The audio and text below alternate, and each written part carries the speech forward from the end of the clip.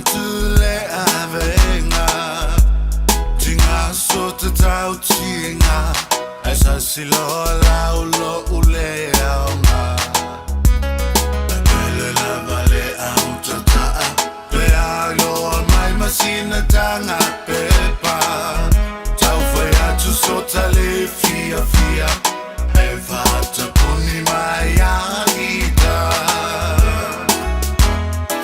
se wata ino I fama no yanga na lua fola mai ia ita so se me au te fia maua e fata puina mai ele atua o manuia mo e mai matua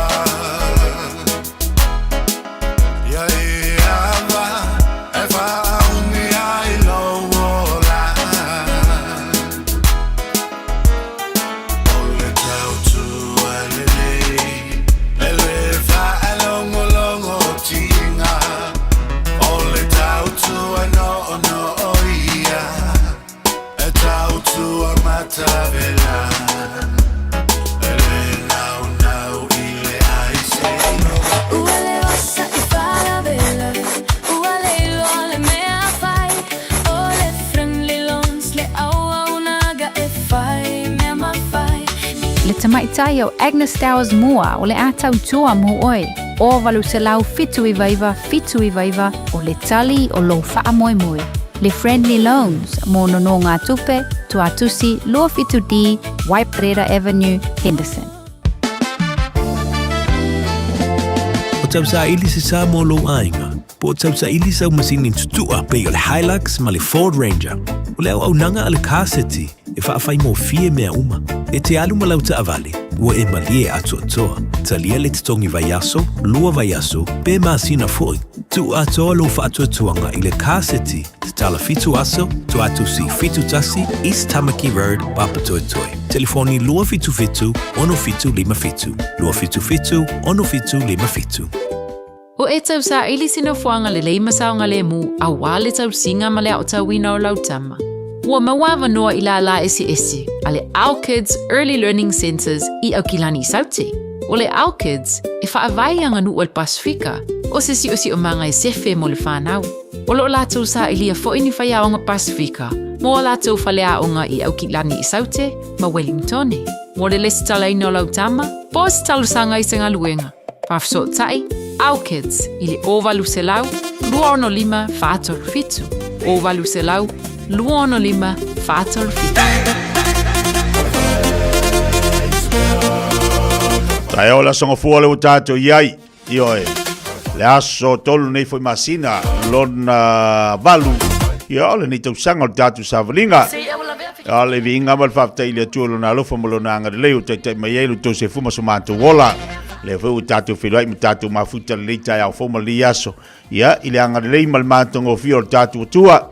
Whaftai eile ali I lana puipuinga malan tau singa, ele ngata fo ile lana whamarolonga. Leo tatu toi whirai ilu monu o leo tuonu.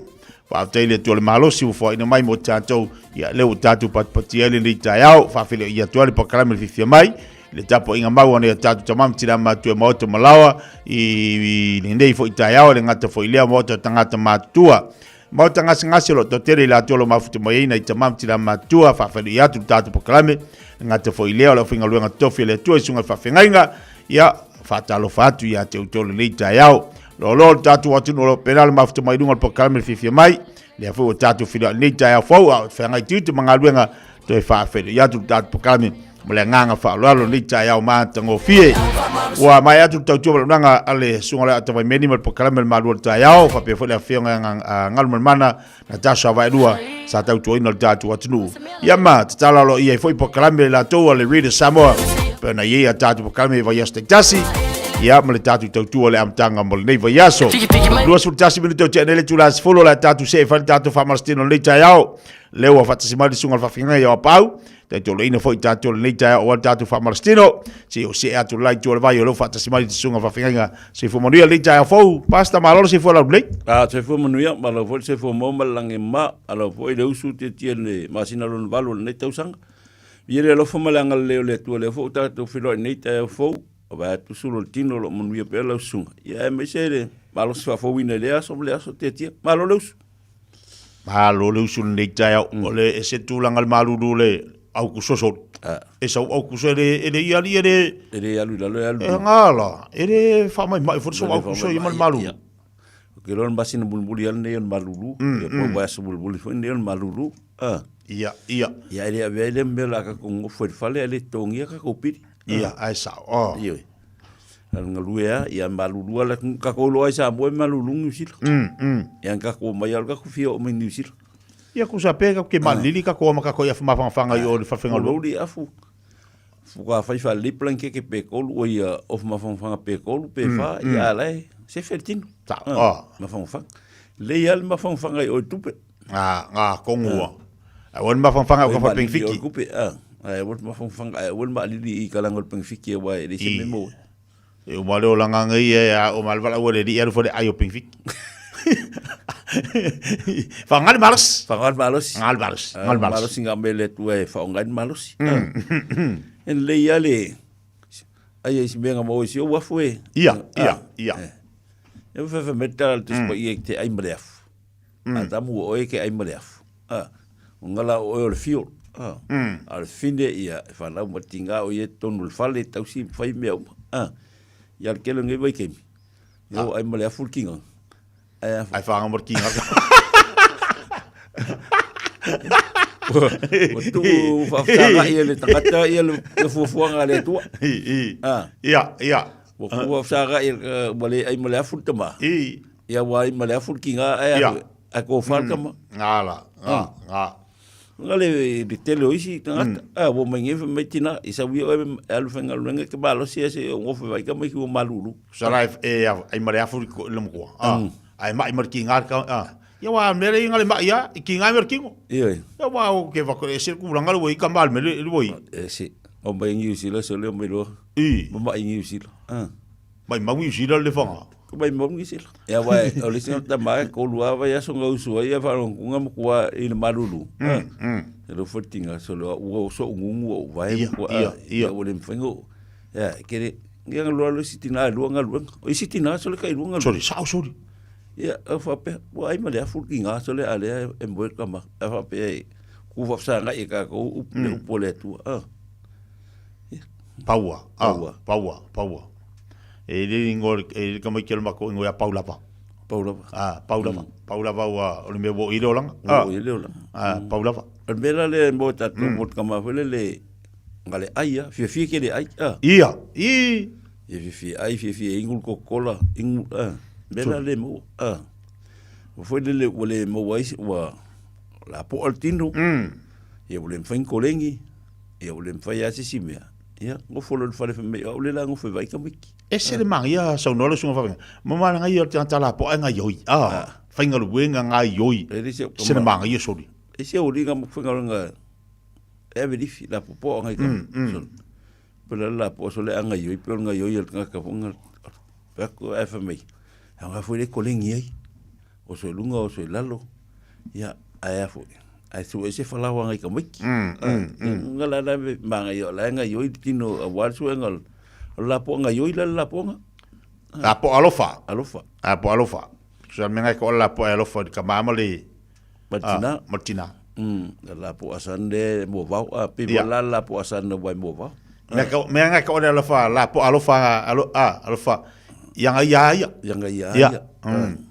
E le alofa sis e alofa nga ia.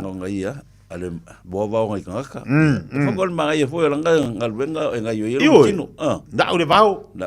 oi Paulanga le me ka wokil mo vau. E le la ule vau.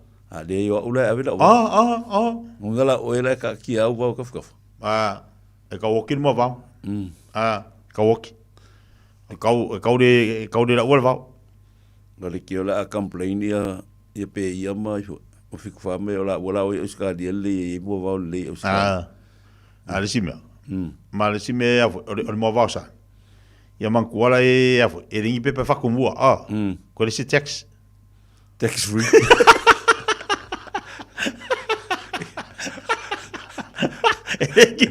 tax free Para kasumba. Ya, la ka kumigoi. La ka kon. Ia. Partai de di ia le fa ia skamo kausanga le ngalu Samoa. Ia, le ngala ku ngofo le farikan mangolo ngalo White House. Ia, ngalo ia la wali Oscar ia le wasu mai mer farkan malo.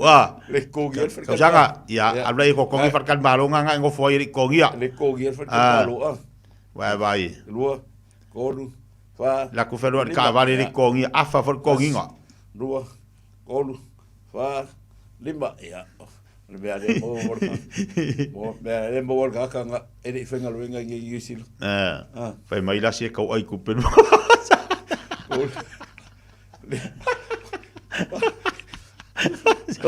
Que o foca cara ora. Mo kau ai ku penu vasa. O bea le wai kai papal. Wale Fiafia papal mo ka le vau. Sud. Ka rua so ai ko yola. Sud. Ai ko kian mo se la urbe ka ami. Sud. Sa opia sa ola si sud. Lua. E ko va pe ngale mo va. Ai o kian mo. Ai o kian mo la si. Kasi le so ka bo ai ko la ko la si ko yola. Kau sangare de so la Oscar de kongir ka van fer ai. Sud. Oh, fik. Walu. Ya lunga. Tato matua ya mai ya ngota au. Kau au. Wow, ya kuat malulu. Lima. Alulu ya, aluma. Kon, fa, lima. Tato matua ya, alu fa pea. Kon, fa, lima. Ukafa, kon ya, kas. Ukafa, lunga. Kon, lima ya, kon lunga kas. Lua, kon, fa. Ngaya. Lima. Luma. Kas. Ya, luma si lungal bai. Kon. Lunga, fa, lima, lesi bai. Lunga, ya bai. Aya. Kas. Tato matua fa lolo fa pea. Alu fa pea. Alu fa pea to au. Lima, ya bai ku. Apea, fa sa o le lima pe dek kalaki. Kasi, lua, kolu, fa, lima, ong, fik, falu, iba, sulu, ya fala. Ya, aya. Ya. Ko sau kas, lua, kolu, fa, lima, ong, kausanga. Fik, falu, iba, sulu. Ale. Albali. Lua si uso anu le sa mo la kongu e asi. Kama kausanga. La kuale lo ka ka lua. Gas, lua, kolu, ka ko fa ma ngalo le ngua. Sa bai. Fik, falu, iba, sulu. Ya. Le pa pa ya o ngari mas ka bai ki ngunga ko ni si. Wala ki sa ki sila. O ai au lo ka mai ki ko si lua. Kon fa lima kas lua kon fa lim ong fik aya. Kas lua ayoi lim ong fik wan iwa sulu kas lunga fa lim ong fik wan iwa sulu ku ya kas luma falolo ye tawau fik wan iwa sulu ku lalo kas lalu kon fa yo tino fa famastino malu sulu ku ya kafa lua ko vale lim fik wal i sulu le si ku ka kua ya sa fa ya ma pe mai pakai kai mai ya ni wal tato sulu luma kas lua kon vale lim fik i sulu ku no al kas lua kon so ma tau fik i sulu aya kas luma kon lunga ka le si kas ya vale fa lima aya lua ka lima kas vale kon fa lima aya vale wa nga yo looking yo malulu ayo malulu la ko ya aya venga bela moya ya yo okay vale kas lua ya ai si no vai fik si no vai iba vai sulu kas lunga vai ta ko chamam tina matua lim para yoi ong fik sa fai li so mo malo iba sulu ya pe lunga au ya ko beo lima lunga kas lunga kon si lunga ka fresh kon lunga lima ya aya kolosi ya alfa peas luma kon fa lima lunga kosolalo kas lua Cosidalo. Lima. Ongo. Vale. Yalo. Iwa. Sulu ko Ai, sa ya. lunga. Ya, Kas. lunga. Lua. Koru. Kau lunga uru. Pa. Lunga uru. Lima. Ongo. Fiku. Aia, Walu. aia. Iwa. Sulu ya. Ka koso me au kafa pea. Ya, kawas ngawali. Lua. Koso Koru. pea. Pa. Lima. Ongo. Fiku. Koso pea. Walu. Ngai ka yolo Iwa. chino. Sulu ya. Kas. Kamu kau. Lua. Koru. Pa. Aua nga yolo chino. Ongo. Fiku. Walu. Iwa. Sulu koso agasi. Ya. Ya. Lunga. Kas. Lua. Koru. Yoi mai chino. Ayo mai chino. Ongo. Fiku. Walu. Iwa. Sulu ya. Aia, mangaya. O sale vai, kua pea, lumba kas, lua, Lunga. kolu, wha, Lunga. lima, ongo, fiku, walu, Aia, iwa, mangaya, mangaya. sulu, ku, luma, Luma, kas, adwa pea. lua, kolu, wha, lima, ongo, Fangayoi, fangayoi, walu, fangayoi. Fangayoi chino, iwa, fangayoi chino. sulu, koso, au kafa, Paro, kas, paro tau tal. lua, kolu, wha, lima, lesiku, Paro la ngavale. kas, lua, kolu, wha, lima, Vale. kua, Ya, kas, tose tua. lua, kolu, Ya, ku fa pe ko. lesi vai, O lima lesi sama lima, chila. kas, lua, Ya, mangaya, mangaya. lima, ya kiki Ya. lima, kas, lua, kolu, Lo luma vai, Ah. lo luma vai. lima, ongo, Lo luma. walu, iwa, sulu, ya, walu ala ia, Aia, mangaya. wali, ya, kusa, ulu, Ya. halo, Bilo lodu, bilo lodu. ya, kamkau, Aia, mangaya. wali, kua, kabilo la ia, levan kakao lo wao lunga alunga, ia fanga yoyo kau au, fanga yoi fa lusi kau au levan kakao lunga boenga, ya saungi lo, ya, ready, ready, go, kas, lua, kol, fa, lim, ong, fiku, wal, iwa, sul, kas, lua, kol, fa, lim, fiku, wal, iwa, sul, kas, lua, kol, fa, lim, ong, fiku, wal, iwa, sul, ya, lesiku,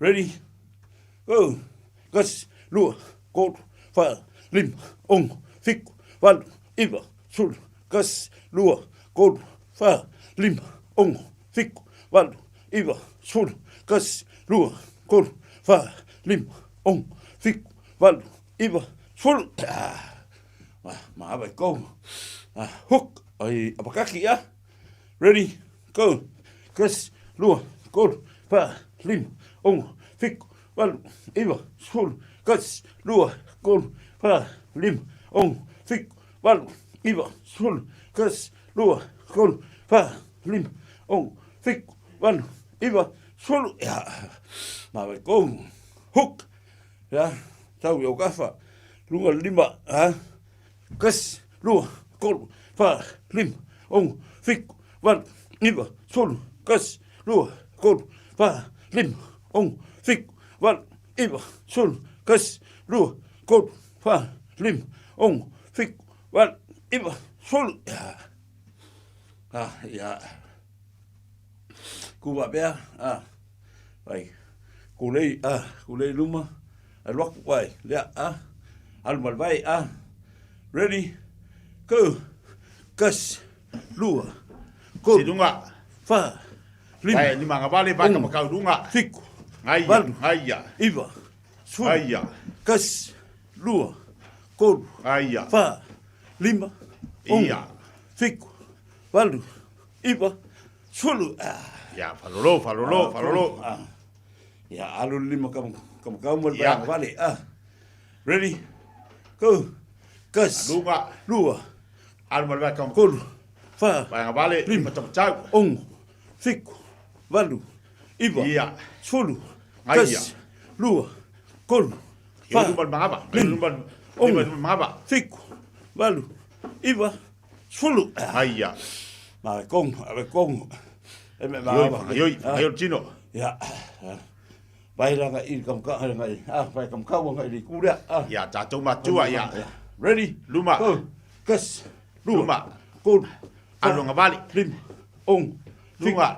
walu, iwa, sul, kas, lua, Sanga la vale, sanga la vale. lim, O danga vale. fiku, walu, iwa, sulu, Aia, aia, aia. vale, ready, Tau. kas, lua, kol, Aia. fa, lim, ong, Au te tau. fik, walu, iwa, fulu, kas, Koso, koso, koso. fa, lim, ong, fik, walu, iwa, fulu. Aia, ia bangaia. Abai kong, hai ka mangaba. Ia.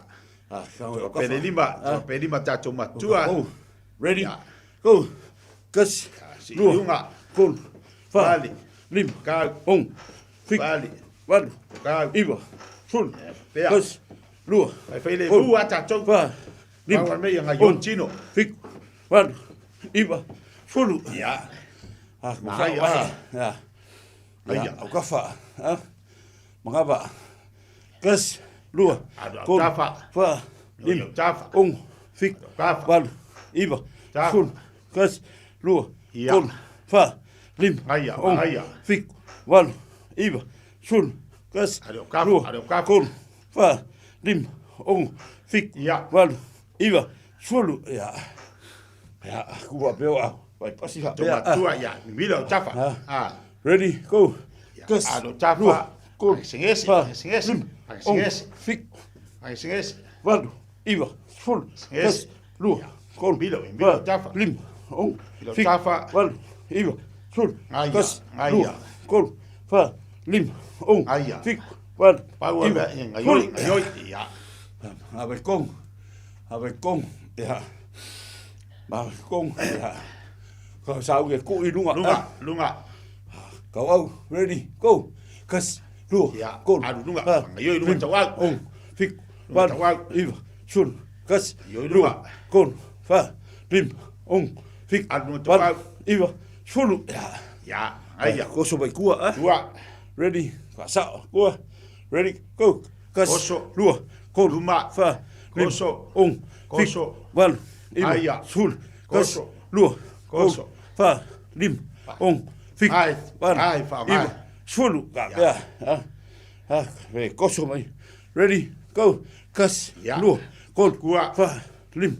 Ong. Fik. Walu. Iwa. Fakadianga, Sul. fakadianga, Kas. fakadianga Lua. lima. Kol. Fa. Lim. Ong. Dianga. Fik.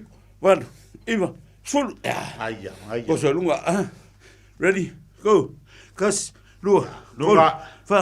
Lim. Talo. Ong. Fik. Lunga. Walu. Iwa. Vai, Fulu. vai, vai. Kas. Lua. Kol. Lunga. Fa. Lim. Ong. Fik. Ja. Walu. Iwa. Fulu. Koso lima kasi. Ready. Samu ka kopese, samu ka kopese. Lua. Kol. Fa. Lim. Ong. Fik. Walu. Iwa. Fulu. Kas. Lua. Kol. Fa. Lim. Ong. Samu ka kopese. Fik. Ah, Walu. umalo kau au ia Iwa. la kopese. Fulu. Lesi lima. Kas. Lua. Kol. Fa. Lim. Ong. Fik. Walu. Iwa. Fulu. Kas. Lua. Kol.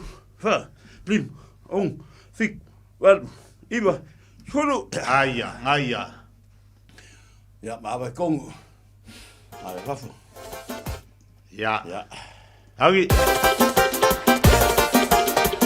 Toma tua. Ya.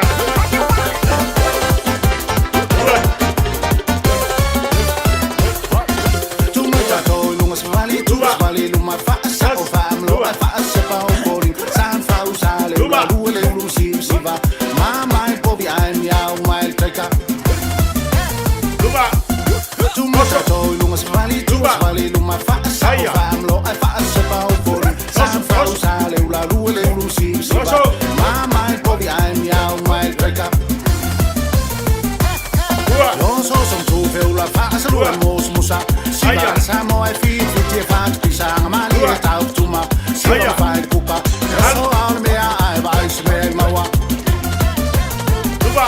Dalo. so veula fast lu emos musa sila Samoa feet with your fat pisang mali out to ma sila fight kupa so on me I vice me mawa Aia, aia.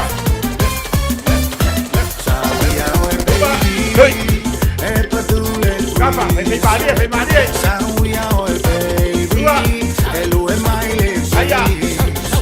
Sauia oi baby E Aia. amai le kiss Kiss Sauia oi Toma tua. baby E padule quiz Aia. Sauia oi baby Elu e mai le kiss Ya. Sauia oi baby E amai le kiss Kiss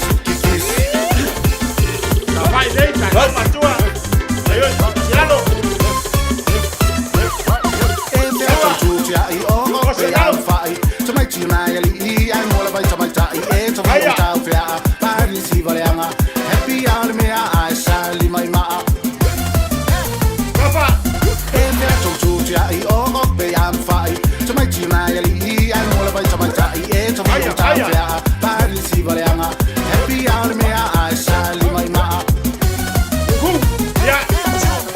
se vai vai passare io le amo ti fai la fattabilità mi ai mole fu fu al tal fu le fu vai scrivi fa pe fu fa ma me ai par por co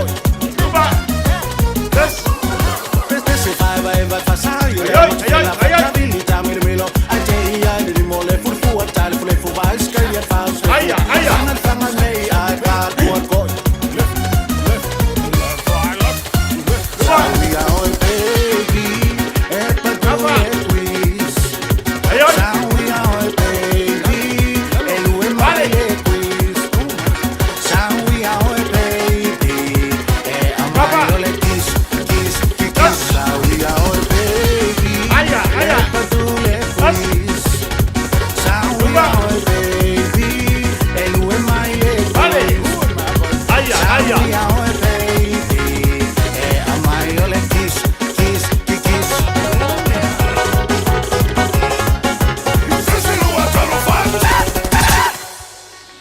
Ia, sau diska ko pesi ia.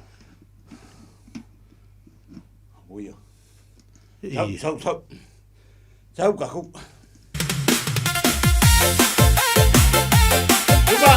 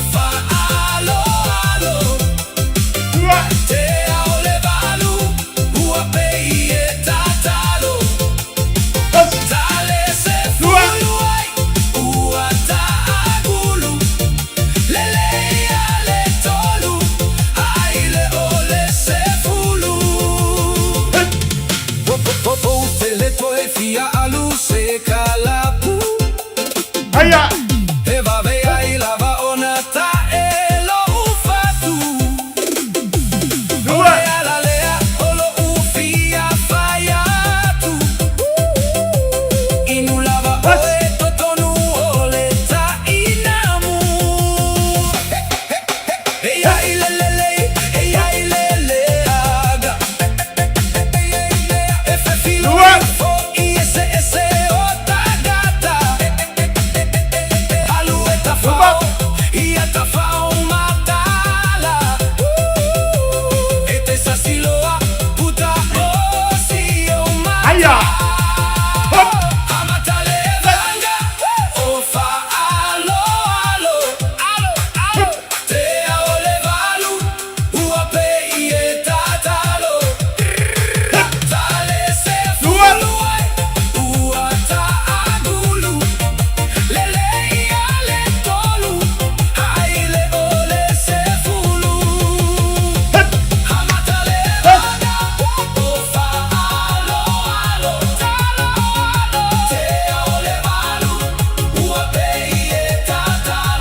ya. Lugar.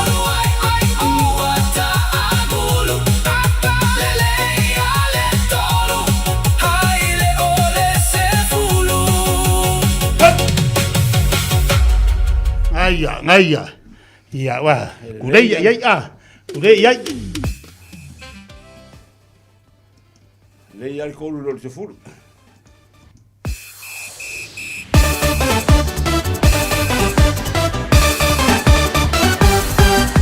Shake my love, she vai fai le shake. Ayoi. Capi se fast name. Ayoi. Eka dum dum here, eka dum dum there, eka lalfa everywhere.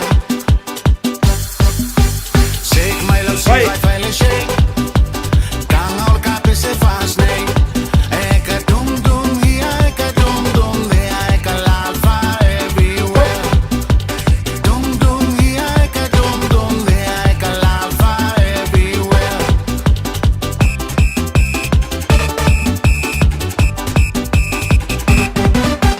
Pito le musica e fa che si vai il cacca salme. Awa e pum pum here, awa e pum pum there, e ka pum fa everywhere. Pito le musica e fa che si vai il cacca salme. Awa e pum pum here, awa e pum pum there, e ka pum fa everywhere.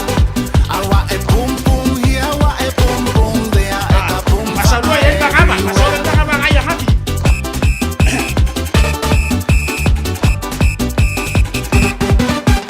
Low my low sip se ma kwai low. Sasa ma ya mu vai awal tuo. Eka here, eka there, eka fa everywhere. Low my low sip se ma kwai low. Sasa ma ya mu vai awal tuo. Eka here, eka there, eka fa everywhere. Eka here, eka there, eka fa everywhere. Haya.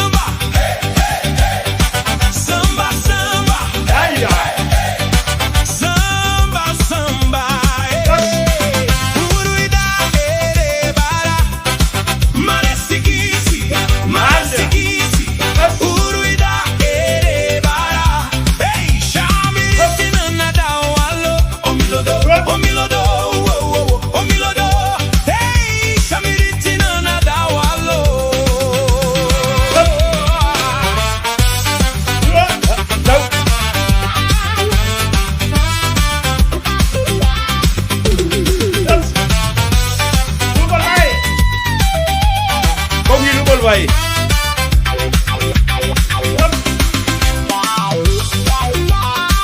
Đâu người ơi, người ơi.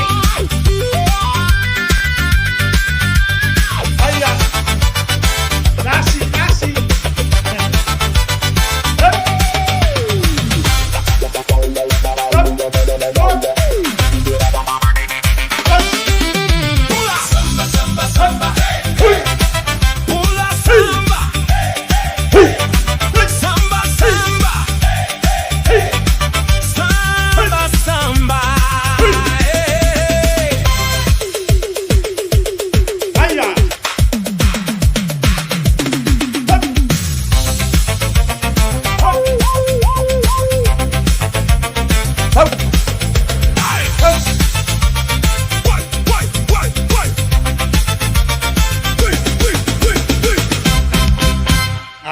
Ya, aku mau le tatu.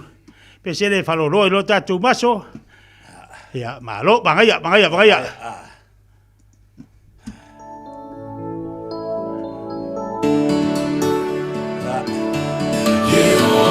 Faloro le maso chino. Halo. Papa. Ngaya. Rumah. Lolo. Lalu.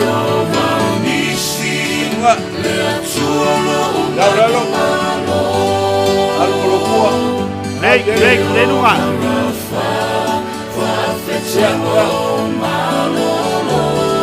Lalu kuah kau yo kau awal mu. Ngaya. Vai, pero Palestino. Rumah.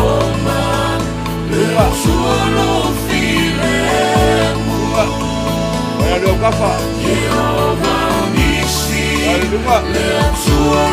Ya. Ada rumah. Ya, apa?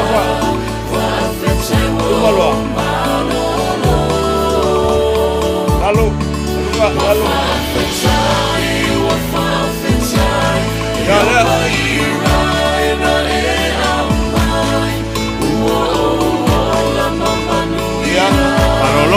Parolo lelei. Kuah. Ya rumah. Laulu. Ngaya. Laulu rumah. Ini.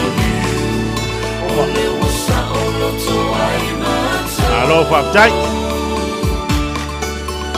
Ya, ai la manga ia ke lot kakoa. E fai ma falolo le masolo tino.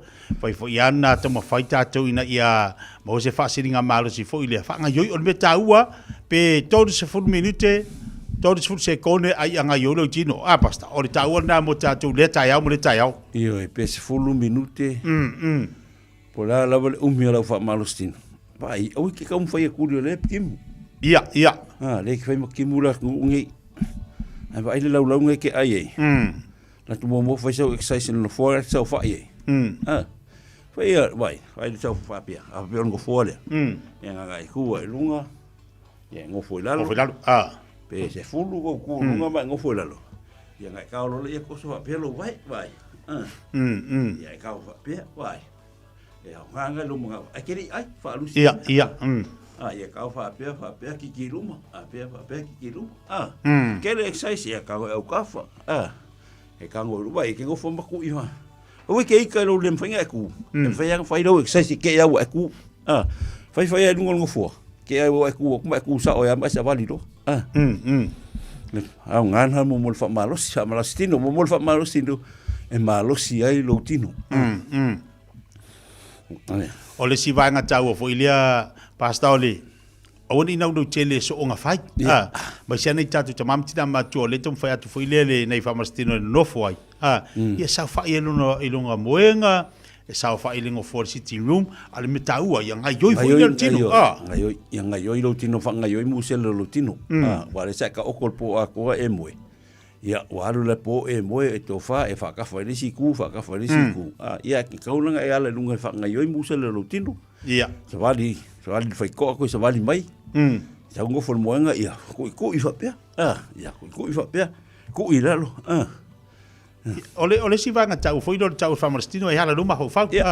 So san pela si so ya le marciosi. Ya le ai te le fa tau fale tonu foi le luma fau. Tonu luma fau wal ka yang euskari. Ya. Al mana e foi le tau so san foi le boia. Te vai atum se vira lo fo mai euskari. O yo le malanga ku se. Le malanga. Le malanga tum se. Tole. Ngai ka tum se vira buri ia so fuele ko era sum mai euskari. O le vanga fialu ka mai. O le vanga fialu ku se. De inga fale fia la ngaba ole ngala ku mo. Mo va mo fa me le pol mo va ole ngala ku mo kasi la so ko yo. Fa ta ye ile fa ta to ne tamam tina ma tu mo tatu sumpo ni ta yao. Ia le ngata foi leo ila tu na tam fai mai ia nei tangata mantu mo to malawa ia fa pe foi ia nei tangata mantu mo to ngase mo to tangata mantu ia fa te tu mo o ta wa to fai tu le mo tatu ina ia mo se fa singa mal se foi nga fa nga yo tino le maruru le ia tatu e si to ina pasilo punga e fa ka ia pekensi o ke le masangi ke foi meto in sol bo fiu e fa ka le ku ka ko exercise le ki la tv o ka ko pi fale kongu ka maka o le fai melex wa kule ai ala pisi o si pisi o le sunga le li fasala ya o tau vi malo pisi ngal ben ya o ke lo asa so ia le no ki ala lo pisi ya sa wa fa ngol te mi ona o le o ke lo la ia ile ka ngakala ya nga ia o ke le ngai ko inga mo lo makua le ngala ia ile exercise o ila le to du ta wa lo to fo i mai titia ia maria lo to foi mai o tele ka ka tan ngo i MCI o taro manga makua ko fai la fa ka pe vo le o to e fang mai te ula nga ma ta u o singa lu ngete fai o fa malo sin mato e kalesia na fiti ti le tala vo le lo tupu ta u fitu fa bu mo si sa ta ula lo ke mi fa nga i le tu la u le pe la vo i le nga ku di ku au pa le ta ulia le nga ngo fo la ko nga ngau amai le o ale ngai kongo suria ngau fa o so la suria fa pe bo aku la ka wa o menta pena le tu man ko vol bal anga leng fa perfecto el sai o le o so fa pe nei o le a tu ke le fa la o mar se ke ti kongo o nu Samaria o tonu Samaria o le pena na fa ngai le tu a vet fe o tangata le tau lo o takai ga vet fe au ya suri ya Samari. No mai ai me ai asuria ai o suria o fefe. O fa malosi. Fa tu fa mo kalo maka fa lenga. O vai te le lo e awala ese mai fa mon yang ale tu. Ese mai fo fa malo longa le tu. E isi te mi e fa petanga ta si o le fa bal balen bel. Awala ale tu ta pena i ma. Ta pena le tu le singa ta mo. Ani ta wole fa mar sa mo ta to ni ta yao ta pena le tu le sanga ta nga mo ta vale fa tu ye sa vale fa tu ala ia wa le pula makaulenga ele lo akul mela ka mo fai ala ia ali ta wole na mo ta to ma wo fa singa mal si fa lenga fa mal si fa tino mo ta to le ta ia e popo wo sa vlinga le o tal sutasi la tu tali mo fa ma ya tu po kala mo simpo mo ta to ta yao ni pe va ya ta tu telefone ngana Britania.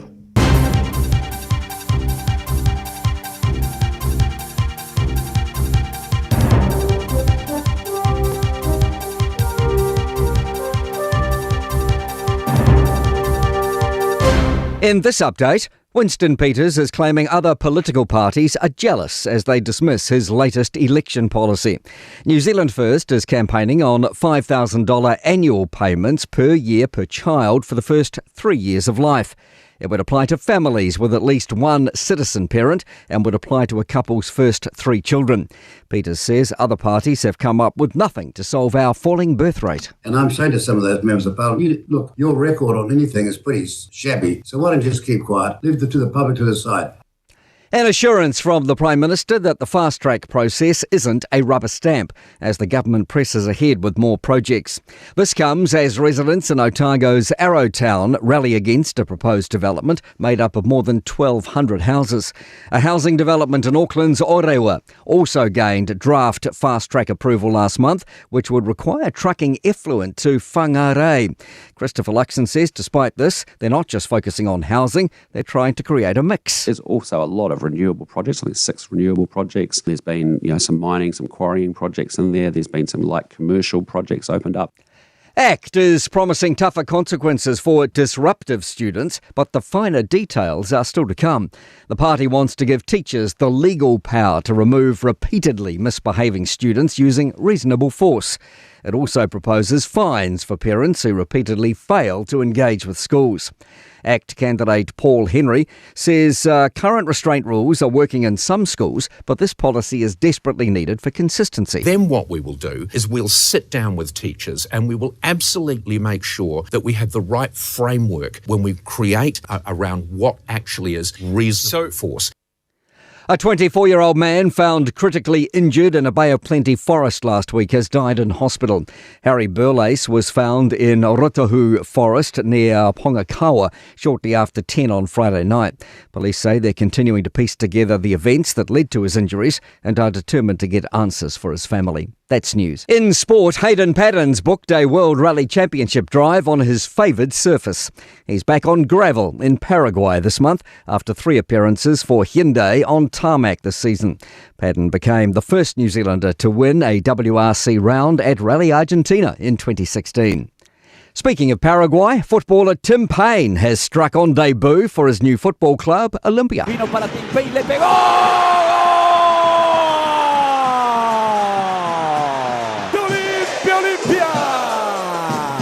Olympia beat Premier Division rivals Rubio Inu 5-0.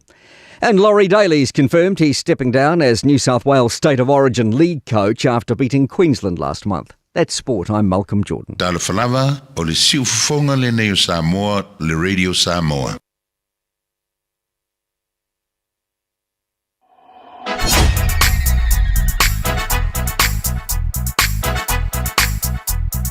DJ Magic.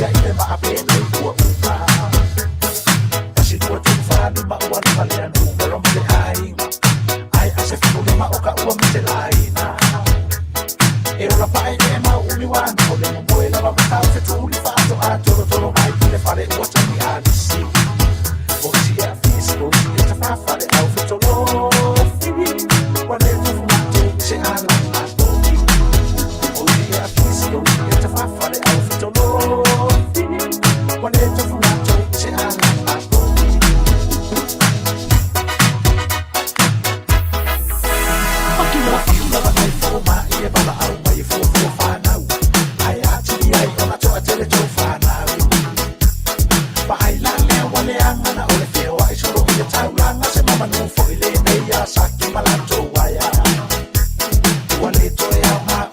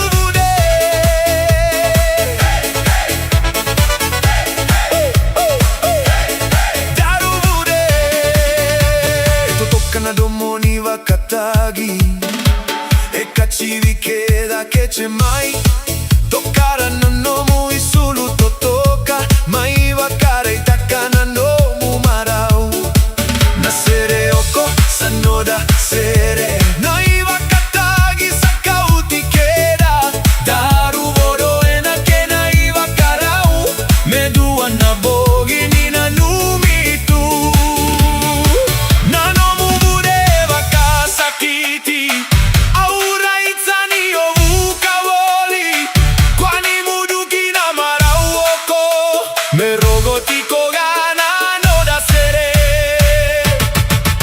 toso mai daru bude muri anai wakatagi kina maui kina matau bude kage ena marau bogi oko sanora bogi sere bude keina lasa toso mai daru duawata mena numituna bogi oko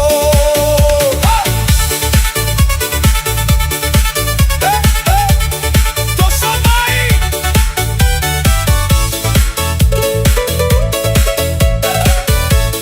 daru bude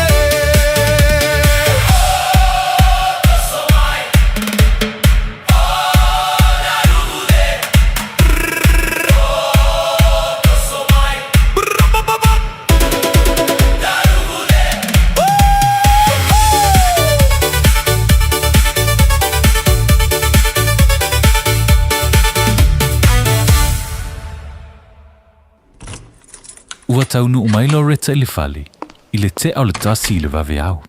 No leka, o fia sa e iai. O le wakare kasi le vaveau whakoa e kaungu umai le fale. Inga e whai mei nge kaungu umai le ongo, o fia sa e iai. Sa uia le whare mai ma lo uso, e ke lo fo e cancer skenge ai lewa e mai fo i. Ngā ko vili whaakoru aku, mai sanga le kari ai lau California. Si e kilo ange fo i mi skōrunga e vili mai lea. Ia o lau o momoe mōli mangawa si au whangau. Ia o le fo e le ingi lancho kamaiki. Sole, o le kasi le lua le kolu lau pepelo. O koe o mi fo iau masingi wha mau mau kupe. Wha mole, ioe, wha maangano mai au, ua o manga mia safsasoangi. Ua mawai ni maasina, sa ili e Loretta se fsosoani i le mapu mai e services. Ua amatau na whaasol manuia le ainga o Loretta. Ma lo lava Loretta, o wai ele swinga le lei o si o tātou ainga. Whaaftai mo whaataunga, ma le tongina o a tātou pili. Whaawetai mo le fsasoani mai e mapu mai a, ma le alofa o le atua, ua o maua le fsasoani e whafoa i lo whaafita auli, o le taalo i masini poka. Veli le mapu mai a, o walu salau lua tase lua lua, o walu salau lua tase lua. I love you, husband. O fia maua sau ta avale po sau piki apu. Ai tong i ta iwa yaso, lua va yaso, pe ta imasina. O le sleek cars o le a maua ai le fsosoani. Ua ta pena le au whainga ruenga a le sleek cars, mo oe malo a inga. Aua e te popole i se mea e tasi. Te tala fitu aso, mai le sifulu i le tai au, angai le afo le ono le afiafi. Tele la alai au kilani i saute, vili mai loa, i le o lua tasi faa, fitu lua selau, po le o lua o, fa lima, tasi lima tasi. O le Casa Beds and Appliances, o le tali o mana onga, i o loa e whaato tonga ailo mauta, ini tau le lei, toi ananga tā, e mawai moenga ngā o si tutono New Zealand, whaapea se tino fōa o le potumalo lo, lau ai mano fōa, TV, la au pese, usa aisa, masini tā lava, telefoni fe aveai, maisi. A whiu ane loa i le whawhituwha Great North Road o tau, po le tolo whituiwa Great North Road i Henderson. Le Casa Beds and Appliances, telefoni o walu selau, lua, lima whāwalu, o walu selau, lua, lima whāwalu. Tasi lima i watolu amo. Radio Samoa.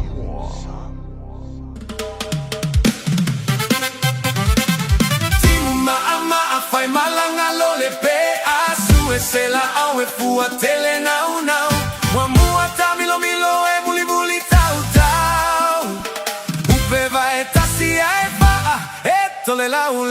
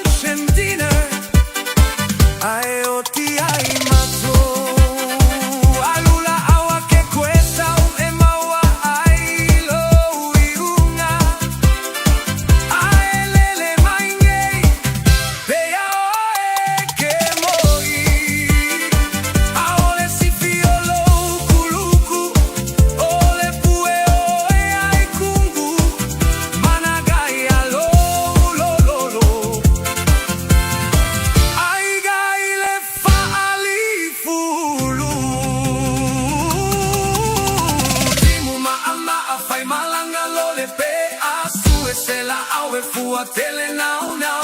Wa mua tamilo milo e muli muli tau tau. Upe vai tasi ai faa e tole lau lau. Pe ale alofa, pe ale popoi, pe ale kaele, pe ale pepe, pe aga apo, pe aso ai, pe a fai kala, pe a kaula malama. Timu maama a fai malanga lole, pe asu e sela au e fua tele nau nau. Mua mua tamilo milo e muli muli tau tau.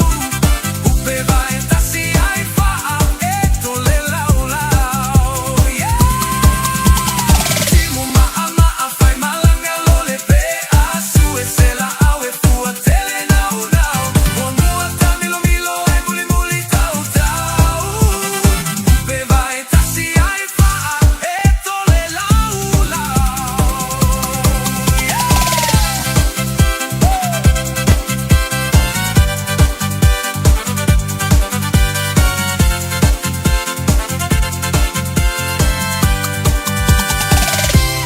Luas furtasi minuto lo chene le tula sumaltasi.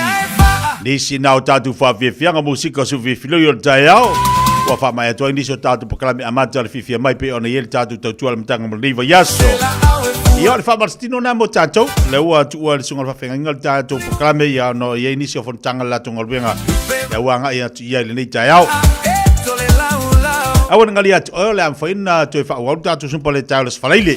As falele fai fot tatu fa marstino ai le tu wala vale tatu fa marstino mo tatu la vai fa anda sa vale tono lo fale e lo fa ta vale talange ia fa ia fa marstino fo de ile aso male aso ya ki fa ma fa na fanna fu ilo tono fale wa te loe e to fu ma tatu fale marhita tangola ki fa ma fa ta pena ia lea ana ma fa fa tono fale fa ilo fa marstino e te lo ele umia e o le mea tau, ia whanga yoi lau tino, wha afu lau tino.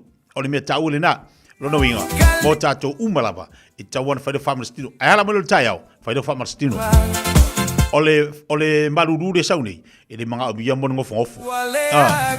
Le mana umia, ai masi a tātou malosi. Ai, e sele lu ia te au ole, e le tuiminga i ngā ke fifia ke alu i tai au te. E ala tama matua o valas fumon tupu tau sang. E usu atu pase mere lima tai au. Alu atu le lima tai au, latu viri na wila, e latu le ala ia momo masini foi fa marstino, ele so onga nga yo i latu ua. Keiroa. E latu al tamale na, alatu i ngale gym, alatu faia na exercise fo i faia na fa marstino. Ai usu atu tai au uma. Pole ala te munga e luatu al taina. I o foi le tai au, i le maluru, e luatu al taina tai au. Oka e ke mi ka kele la vai. Mo ta vai ma ta mari. Ai pi elu i fo lo ta ma fo pe. Le ale ma fai nga alu to ina valus fo tu tu sang e usu le gym. Ma ta ita le malu se de fai nga ve se de parankike. Ma ta ita le ma wolo ta malu se ade ma fai nga ka alu e fa malastino. E o fai la le il spa pool. E o fai la swimming pool. Ava noa foi de. O le telo isi tai au, ia o le kifa ngai o i le swimming pool o i pakulanga. O ke kifa kui, e te pungi roa pakulanga o kifa i o tara. Alu inga lau tala foi le, tare lima, afara lima, tale ono. O ina i tangata matutua, mahaloa, ina i tatu tangata matua, ta mamtida matua Samoa. E ofa o ngare tai au, e o sa vavali tu tono le vai, o e fai turi le whamarastino na e fai nai o tara i le tau le ono, tāle ono angari fitu, tasiri tūla, mana ia tele. E usula i le tai au, mō tātou malolosi ma tātou tangata matu. E te usua ina le tai au, e te alu tuli nei whamarastino e whai nei o tara le swimming pool. O malo, ianga e alu le whale, tāu fo ilo e te latu sa vali tono le vai, e te tamoi tono le vai, ai ka moi le kono, ke whaaronga konga le alu whapengi o lo mangava, lea, whapengi maraka ko mangava la lea, wafu i lailua le lea le vai, lo ko inga mangava nga wia.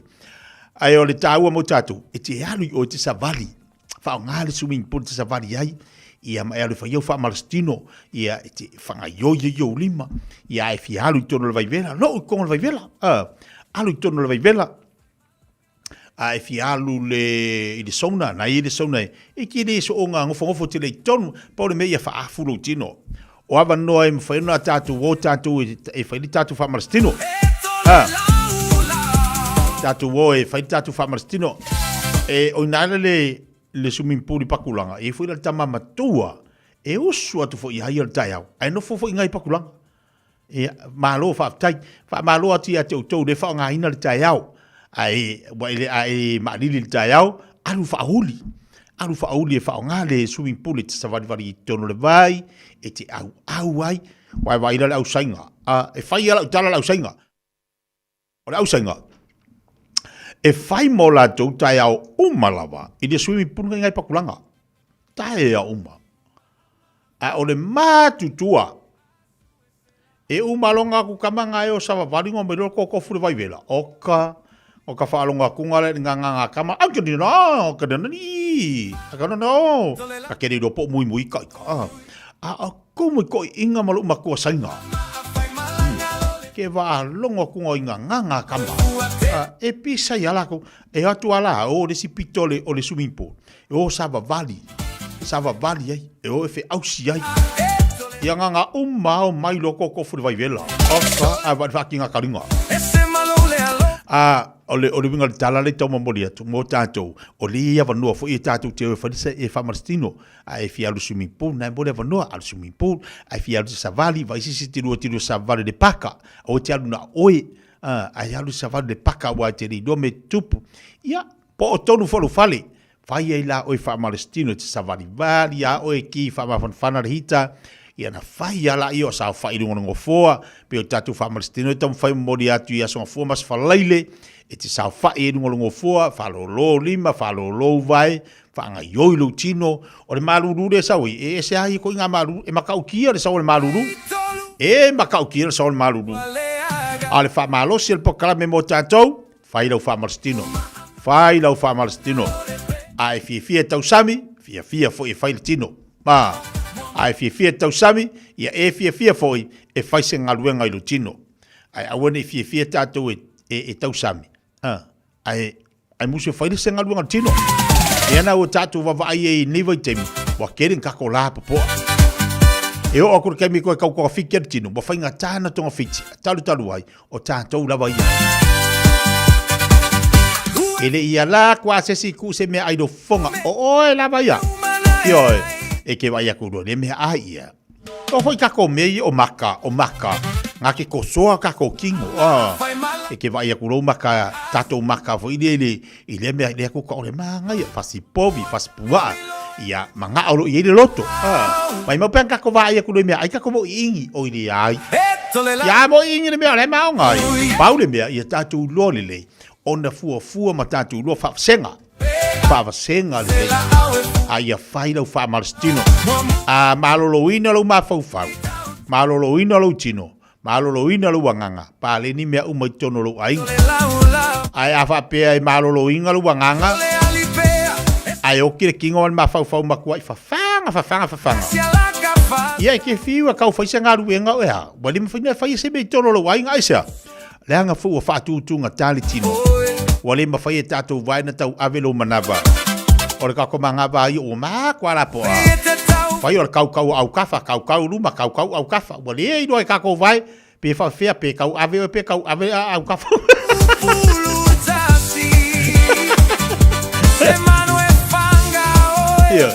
Tuanga e whamarastino. E maua I oe le ola fiafia. Ia mai e ola fiafia, kako ola fiafia. Pea fu o tatu savaria ni masin o au kuso. Ia wale amakanga au kuso makwama ingi oskeri au kuso de samai. Makwama ingi. Ia elisi me kako ki tio ai tatu te kio I le vaenga. Tatu te le fai tio a. Le angole atunu ua ai e li whapenka ko mai o whakaasu ia ngawhirikau. Le ai ngakako uro mai sa mongi usi le maluru. E maluru kere ngusila. E maluru kere foi Australia. Ai le ma fai labar kako fio mai ngei. Wangei la. Pale marurua, papapua. Ngale pale maruru, con il pefangoi. Pale maruru, fango de paipa. Pale maruru, vala male paipa. Ai o que foi, au que poli.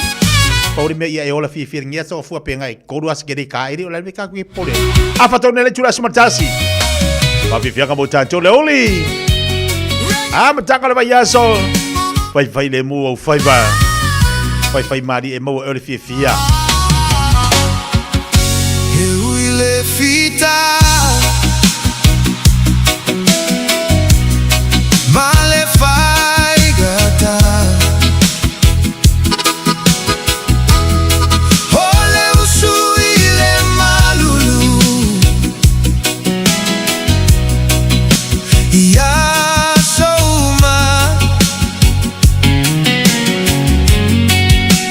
Timuga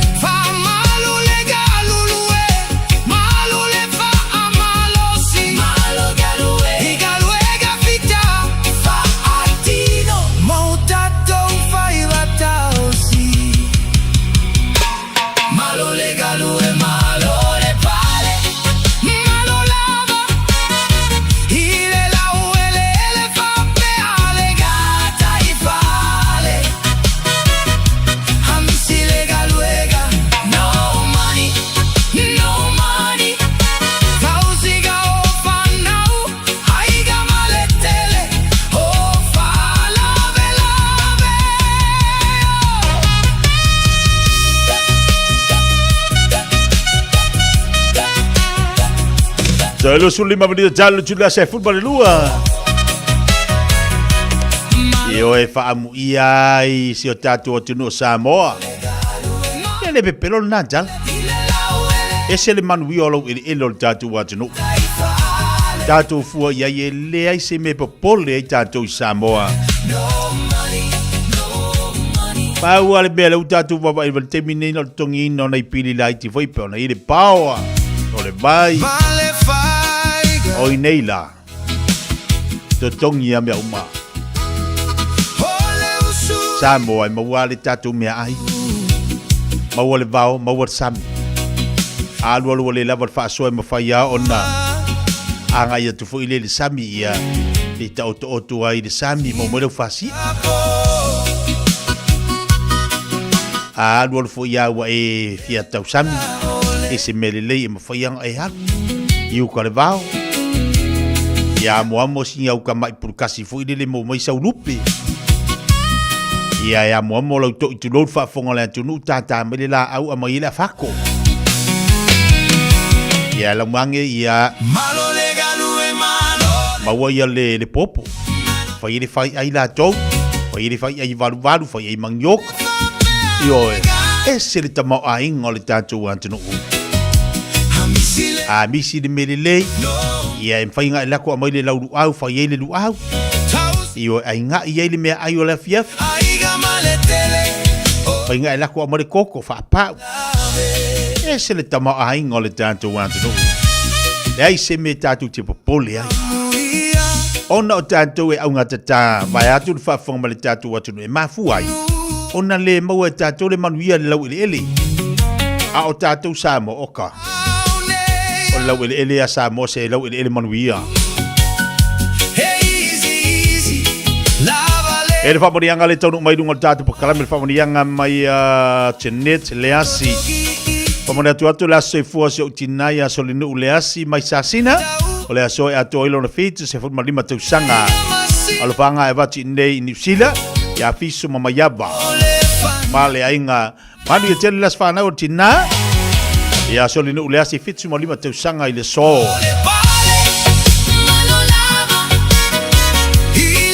E a fuala iai.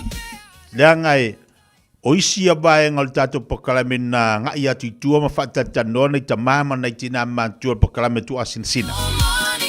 E whaasoa mai iai le tamau a inga le atunu. O ina a matai. O le oe whaile maumanga, whaile pusa talo, whaile pusa whai. Whaile popo ma ave fua. E wha o nga haide whanau to fia. Po le ale to telo le whanau, o le maumanga, whaile ko ngā ka makor ko inga, malu makua, whaile la ko ngā ka pisi, ko ngā isa la elu, whaile ko ngā ka paa. Waile maka uki o le mena tatu tilo i tatu matu i asola. Na amatai na tira e maile a inga. A o le nase lini, e whai o me whai ale loku, o se alofa le whai fe au, o se mea ai e whaatau le ainga, tau wha o ngā toi ma le whanau lantou, a o singa se e lengi nenga mo, o le mana ia.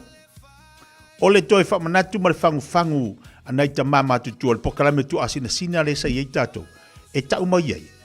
E esel ta mau ainga le tatou atunu, ai ona, o le ngā rulue, ma o e ati nai, o e sua le parapala.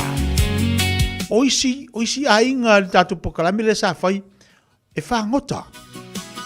E alu uma mai le vau, sami. Ainga a uma mai le vau, fai usul po le tai au, e fai le lafo e turi le malu o le tai au, nga saula ia le alu le sami. Su e mai se ia. Vai, e makau ki a. E matau tia. Ai whawhitai fo ile atua le whawhawino le malosi o nei tu a manai ta masa ye, manai tina, sa ye lawa i temi. Na a mata mai ye, ngā wai mangui ai. Le whau mangui ai. Wa kako kilo lai. E alangi vai kai. Nisi ala ngaruenga, le koko ngia le kaavale, koso le peng. Alua, ua le lava le whaasoa i le mea, Ia ka wangunga sauri kusi. Ka umai ai ere kokongia le pili. Samoa le ai. Ke ngofo a o ia seo pausisi. Te no fa o seo fareo. Ke kilo kuilunga le. Lai ke kau ka nguru ka ki kilo ku ngai kaulo vai le langi le. Wa makanga bala mai ia. Ia lau le fali. Ia la ngi pai kai. Wai ke ilo fa sanga kudungo vai kaulo vai fa alo le fali. Wai ke ilo ki kilo ku ia ka falu fali wai kau fa malama. A Samoa de ai. Se ka vai se fale palangi nga vai kai mia. Nga o fale ka la ela. O pole mea ngai o mainga tangata matutua ma toi fio i Samoa. Ua piu o poloka le lako. Lako fio hai ma lako vava ai ako au kikino ki ore ka wako next door. Ka lofa, o amai. E ngofo ava mai ia ngau sawad vari mai e vai ia lua ipo. E ho ai momo ipo ko pai. Ipu ala isa fa apopo. Ia ngau sawa mai le lua ko pai le nga mai le sio ka mama sio kinga e fa se lua ipu ki. Si lo me ai le kaya. Vai le fa so nga ia. O sawa mai le lua fa di fukalo le ai. Nga mai le lo ka mama lo kinga e. Fa se lua ka usinga ngi yaso. Fa fe so ai le lofa. Ai ar ngi vai kai. Wa kangu mai le lofa. Sia ko ku pringa men ngi vai kai. Fa bole a pese ko masi ma fa bole. E ku ila ka mu ku ka vala di simu ku ka si ai. Fa bole se ku mai se au kamangal mer ko ka ko se va varu ma ko popo. Vai ai. Ia e mo ia la fa yo ka kala. Ala ku mai sa wa ka ko ile se i fa ile. So se ave masi mai. E ava kula ale sa mai masi ma di popo. E sa amali pepe ora ale me amai la amai paso amai ai ala ngi kai ngale ko ngia e o se furuka la e ko ngia fa mai o ka va yanga lali o ka se masawa va e ko ngia malang se furuka la o le fainga la de anga se furuka la ni ko ngia ama sau mangi mal valau nguku pe or kingi fanga de sai kala a se vai de ko ngi wana se furukala se vala se furukala ala fa ya bal valau nguku si da lo bakua oi ai le fa pila so ke ngo fong fa mai e la de ko ngi mal ka ko ipu ko pa nga va ki ola fa vai a wa ngala lo bakua la ba sa wa ngi adu lo kwa le ko ngi mal la ko ipu ale sa nga va le ai se ngona I lava I taimi. Kai milangi a kako son. E ho singa se furu kala I ko kongi a kua lesi. Pa mai oka wani masau. A enga mai ngi au ka fore uru ai va I kongi a se furu kala. Ya mai ngale.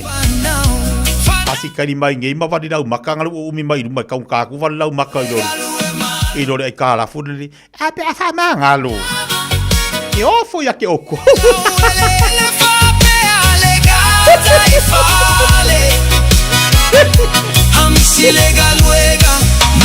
Ele le ya la pe fa pe ola fai fafo. Ale fai dale ko fa sa ola ngala ku de loku aka. Ke pe ola ngala ku de loku de leila le kapo ile ni. Ai ngala mu ma ya la le fa ngari vale. Fa ko se va nga se ma yo ke fa ko kai fa se la. Vai ale nga sa ngi kala fa ko pere kong ala fa ko fa sa vai ko mu au ka fore di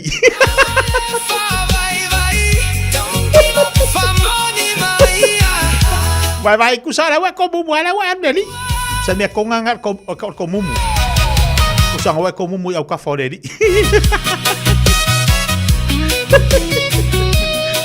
dati dei pa go fo le fa wa mo le fa Dai bele wati leo tes 5 menit challenge chula se football de dua. Ya wa ke donga kupu fo ya ke o ngafi. Ke fa yak ai fo nga abde loku. Kanga uma mai fo ya le loku manga ya se loku nga sa fo ya wala mu se me ya ke oi. Ke pero ko penga fo singa nga ngafi ngo ko le loku. A wa no ngafi e kangi ngafi farsa. Alu ngafi o e. Fusi solo lea, fusi aku lea, fusi aku lea. Fusi aku ayale makukuya ko malpaku.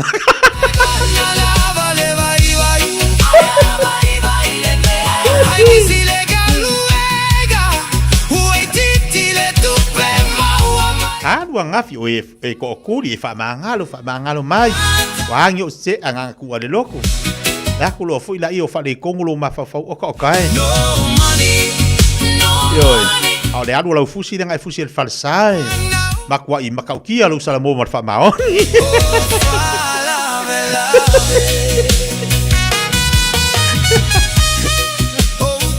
Ale, ngalo wala bu ko fa fa so mai fo ide se mai. E o va ko e fusi ya yang ale o di veka. Mai e ngalang o fusi o ka va ko sa. O ka ka ngi makwa mama lo ka lo fa e. Ba mai ai. Ala wo manga fusi. O ia ko ke fa so ko fa so nga. La ve ai mai o ko ai de leanga. Ma me pulai ko maka.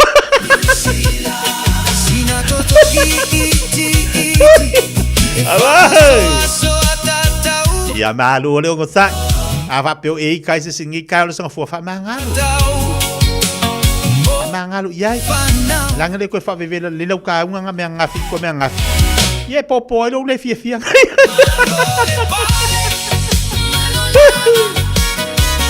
Atalo patu se ya bele amo wo ko fa me le fa ko ka mo uso. I pele anga ka ba yo ko fo isa mo para pala la le. Saya boleh watch leo tas football family tu cari oleh jula se football itu. Baik, kau ke kali ya, sao hal dia. Iyo, wah we, kau fa pengen ngafe ali kaya, oh oke.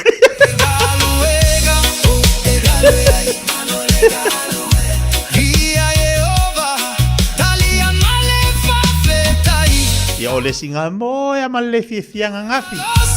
Ya la wo so ale la nga wo mo nga fu ko so male la nga mo ya malefi fiang.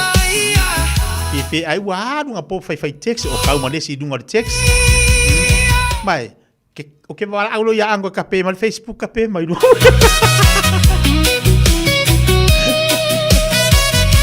Vai le mule nei chao. O ka ko karienga. Ke foi ko fa pe. Vai foi nga vidia ke ka wa ya. Ya ai do nga ka yo ya o on sai. Ai do nga ka kongo ya o on sai mai. Kau. Halo Fatu Faso. Halo Fatu ya tu ai mal no falo le ai malo si vui. Wasia sia fa wa vui meru. Kau de fer wa so ya usia. Ide ya io la fer wa ya to fuma vai nunca mais. Sebab perkara le mo ole nei foi tai au lunga tu de Samoa. O mafai ona auda tula polo kalame le leimo o ia so taitasi ona ole lango malo si le fale maliu a se alo le aturu o ese tatupu funeral directors I Manukau City. O kalame le mo e talo fala. E to tala le pasese o le Jaina na matu tu o Brisbane. Ila so Louis fumle fitu January lo o lo tolo. Ile tasi le o li famo moe tau no I au kilani. Ile fitu ile afiafi. Uma le lua I tula. O le mato whainga malanga I lunga le bani mini mo. Wa mato ona tu I lalo I ala ba. Wa la talasa I au kilani. Wa mato vai atu. E pei halu solo muli le balele. Na umi lava ona whata milo I ale balele lunga o le ea. Wa te ama mau le taimi sa tau ona tau nu wai I au kilani. Ai wala o mai loa le kapteni. Wa le mawhai ona matutu lau le. Ona ua lolo vaia atoa ia au kilani. Ona le tonu o le tau, wa le anga le tau. Le matau te taa milo. O whata le tale pe mawhai ona tu lau ele le ba. Pele ai. Ia o le taimi lea. Ia o sui ai la ngona. Wa ai atu. Wa iai le popo lenga le to tele o tangata. Ia wa a fia tuai mo fo ima. Ma unei. Ona upu nou lea. Ma fai lau ta talo. O upu muli la o lau ta talo. Nau whapea. Lea tuai. Wai ea. Wana o se au auna ea. Talo fai. Si o to lua ma si ap whanau. Ai o whalongo atu whapea le whaamatalanga ale to ina pālangi sa mana nofu whaatasi I lunga o le mātou whainga malanga. This time you need a friend in high places. Na te ilawa ua o pese loa, I am a friend of God. O a ua le woa le tua. Ia kopo lua wha ipo lua sama le tolu. Whai mai na wha tua Abrahamo I le tua, ona ta ua ilo o ia, o le woa le tua. Ia o inga o le talina o lau te talo. Na o pese ai lava lea. O hau o le woa le tua le taimi atua na mato yei lunga. O le vani mademo na o pese, I am a friend of God. Na le liu le mato vaanga I Christ tete, na mato tula o ele manuia. O le alava la o te pese o hau o le woa le tua. Ia pese roa o oio le woa le tua. Ma mane tua, ele lei mo oe. O le ese tatupu funeral directors o se fale maliu Samoa o le tali foilea o taimi whengata ona o le malanga al maliu maleoti e mawhaifoi ona latu awina atu ma awina mai tino maliu o e pele mai so o se atu nuo lalolangi mala auno le ese tatupu funeral directors I le lua ono lua tolu fitu o pea fiuane ele se fulu malebalu Norman Spencer Drive in Manukau City.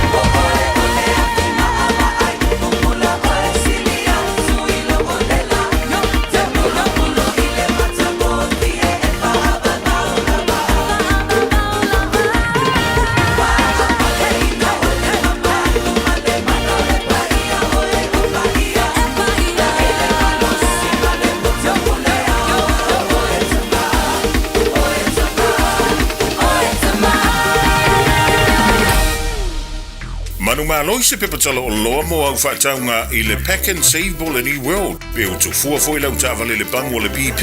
O whamurianga nei mai le DC Sao. Pe a e malo I alantu sei I aso whareile te tasi. Lafo sau tapa tolus fultala pesili atu. E maua ilo wavanoa I le sei. Whapena foi pe a lafo sau se le ni e tolus e lau tala New Zealand pesili atu foi I Samoa. I le MyCash a le DC Sao. E whaunga I le ClickX. E lima whailonga tai se lau tala shopping vouchers. Ma le lima petrol vouchers tai se lau tala. O le aseina I aso whareile te tasi. E ia inga o le rei whaapitoa. Seki a DG Cell.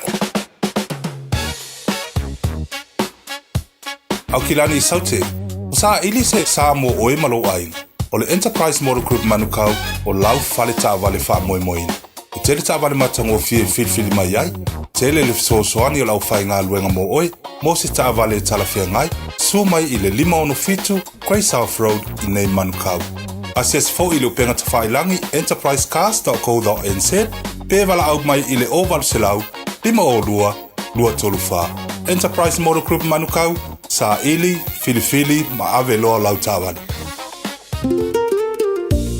E whaingo whielo o langa, pe a le leilau wha aperitania. O tala ina nei avanoa e tele talai I le Dynaspeak, mo a onga wha aperitania. A onga fua e ono fumau I New Zealand, pe sitiseni New Zealand foi. O le a amatalia vasenga I le aso lua fito o Julai.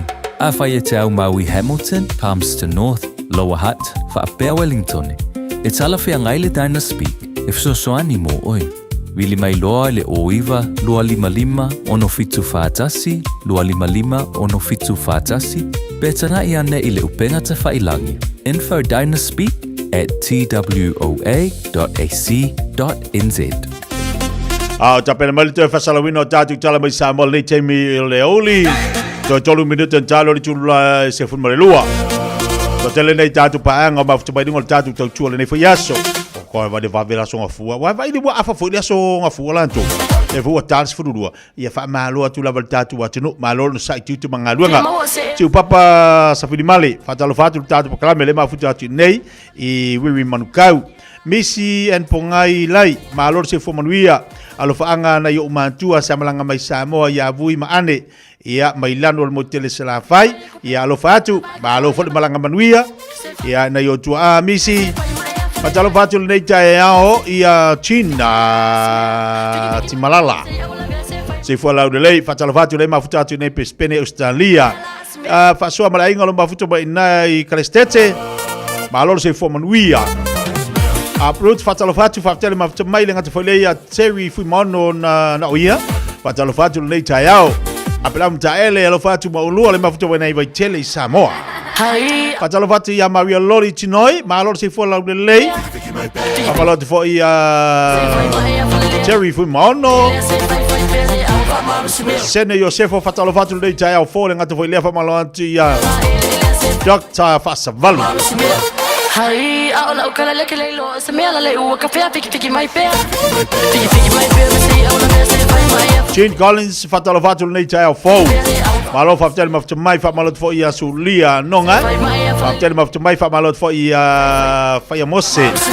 Faftele mafta mai dungal dado po kalame. Malo lo ngosa. Malo fa malo se vale putia sto ina masido matua. Ai vai se fa ma fan leito no fale. Ai me se anai tatu matu e malanga mai Samoa. Vai fa de lei ai lanto. E ma tatu tamam tina matu tatu tausi. Fa nau e tausi tatu matua. Ole tu alalo ia pokalame tau tu na vane le ia la tu ko kingi fo ia fai ia mangi la palankeke pai le la vai vela fa ma fa se puti o la to tu ri vai kai wa ai maku fo oi ia fa penga fo kausinga e la fa nga fa pe na ti tau sia to ina malum tu fai le ia ai ka ko peanga e aru ia e la filafi kongolo pouco mai fisifisi la ke fong fai le la tau singa fa ma fana le fale ia au ne iva ve a fiala ur fulu ia me se for malu do la tino le o tato le tula se football lu la tatu tali watu avatu tatu telefon mai Samoa lona to fa salawina ile ne yo lis met fa fonga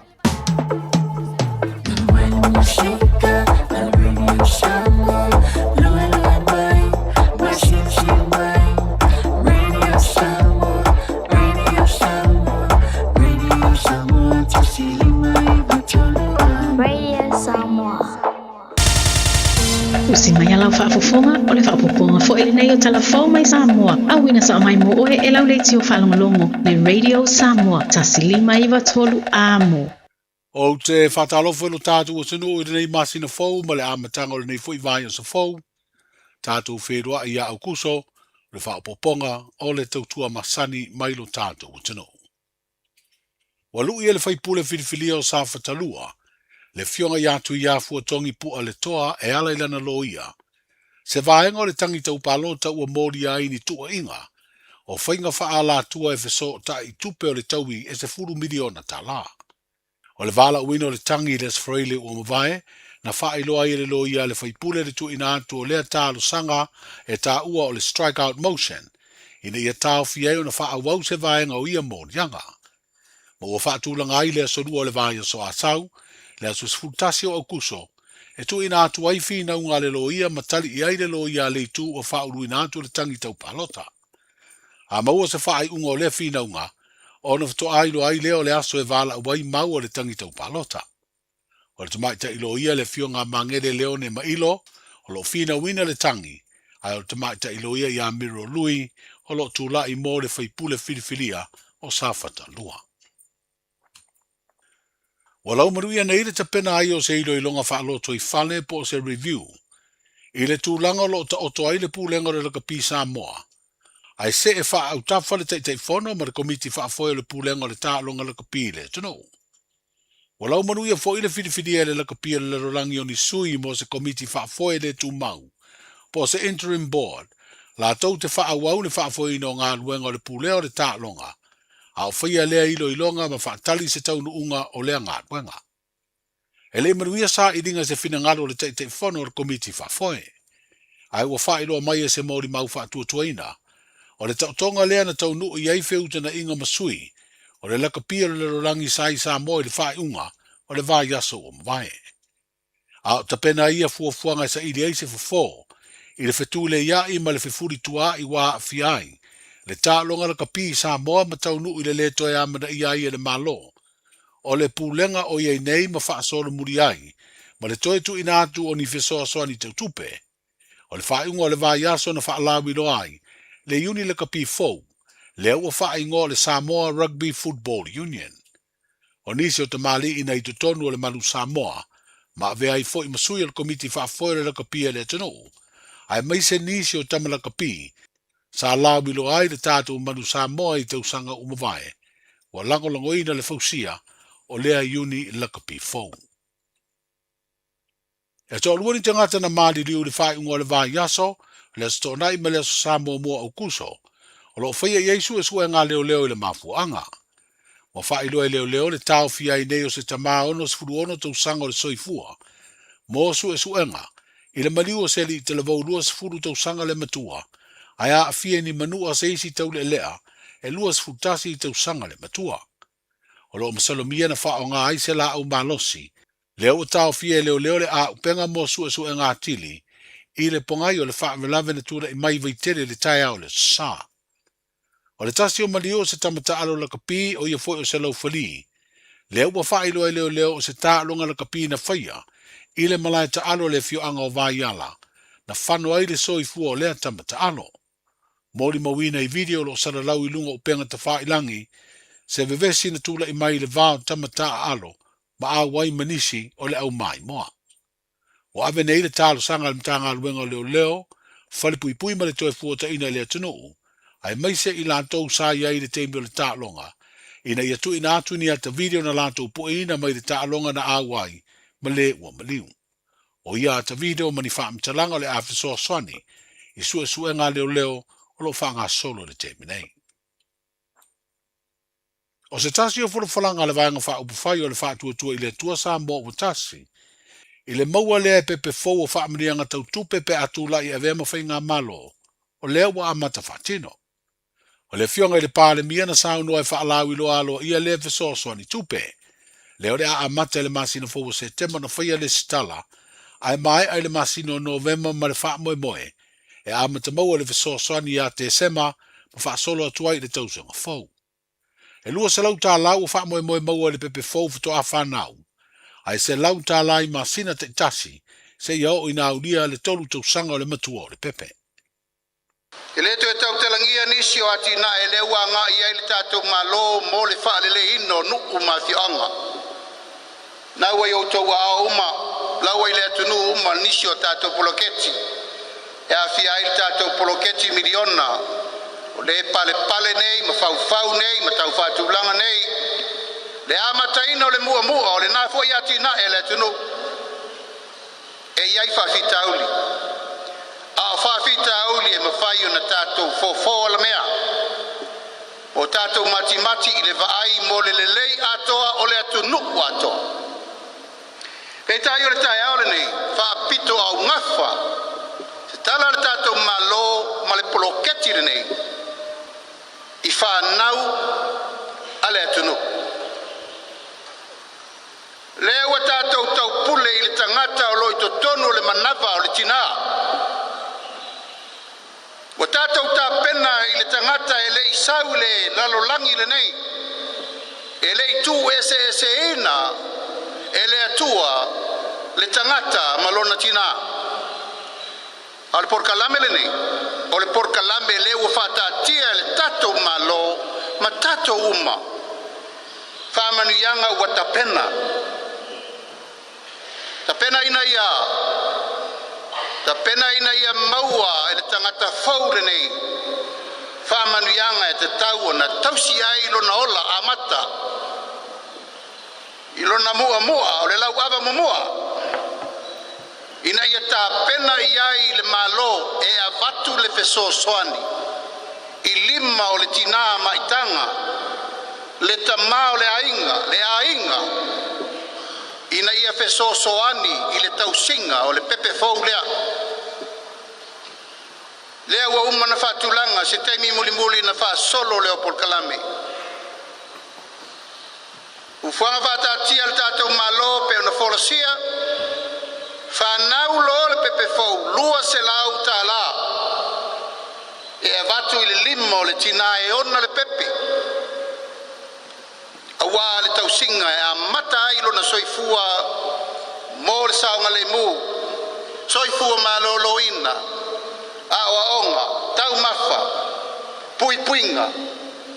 Mea uma, e pui ai le soifua ma le ola o le pepe faulea. Ina ia ola soifua malolo ina.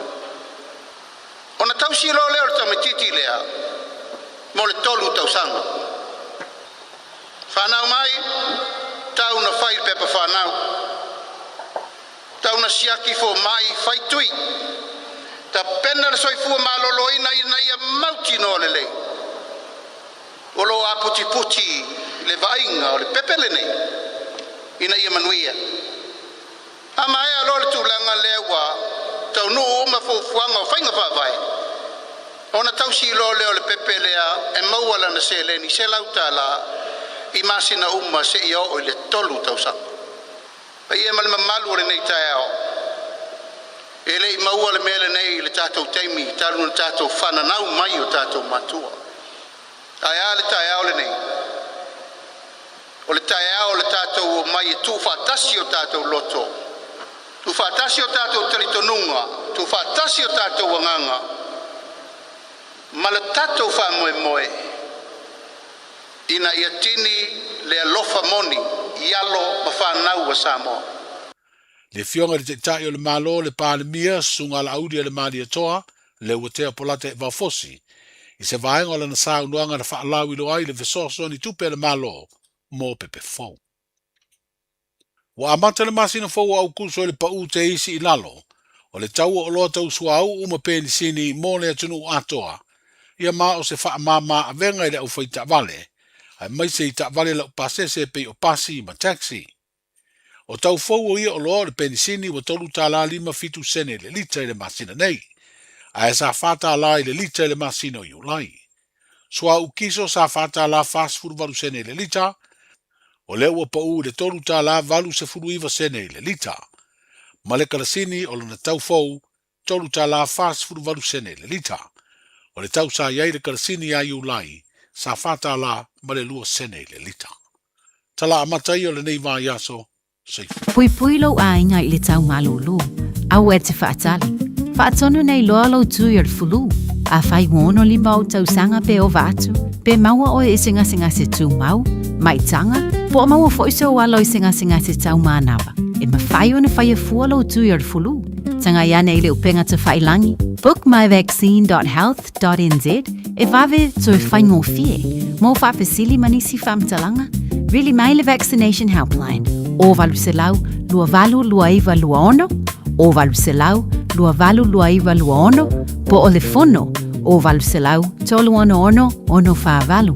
O valu se lau, tolu ono wha valu. E siri le puipuia na i lola tonga fitia. Whai nei lola utui ar fulu. Ta lofa lava, o le siu fofonga le nei o Samoa, le Radio Samoa. Faiste fofuanga I ta pena I lau ainga mō longa. Tala noa I lau ainga I le mea I whai pe asi I tia le vai au ta wholo fale. Tu au me ta au e se no fuanga saunga le mu, ma wha au ngā se a fianga o longa o tuanai. E whai ma le sona o le ona toe tu lai mai o ia fianga I lau ainga. Tanga I ane I le Auckland Flood Viewer a le Auckland Council I lunga o upenga te whailangi. O lo saunga le mu I taime o longa mamafa, o lo o iou lava lima.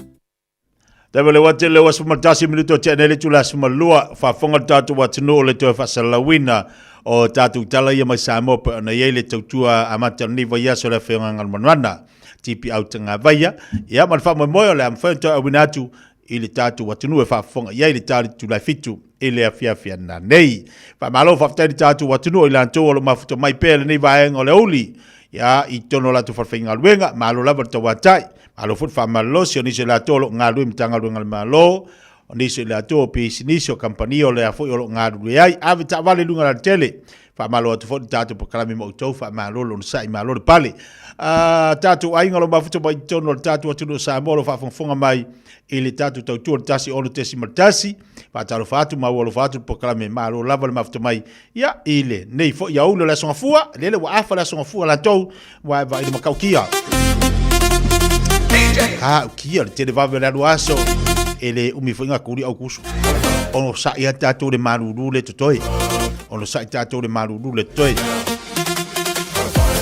o le wai fa fonga ia tato tale mai Samoa ai mai se tulanga o ia ina I vesi se ile fa ingola vayaso o la utilo I lunga openga te failangi ile fusuanga le na fai mai le na vesi mai te lor fusuanga na le ai mafua ina maliu ia le se tasi o lii ia pe ona whafonga iai. E matautia ia tūlanga na iewe vesi le talonga.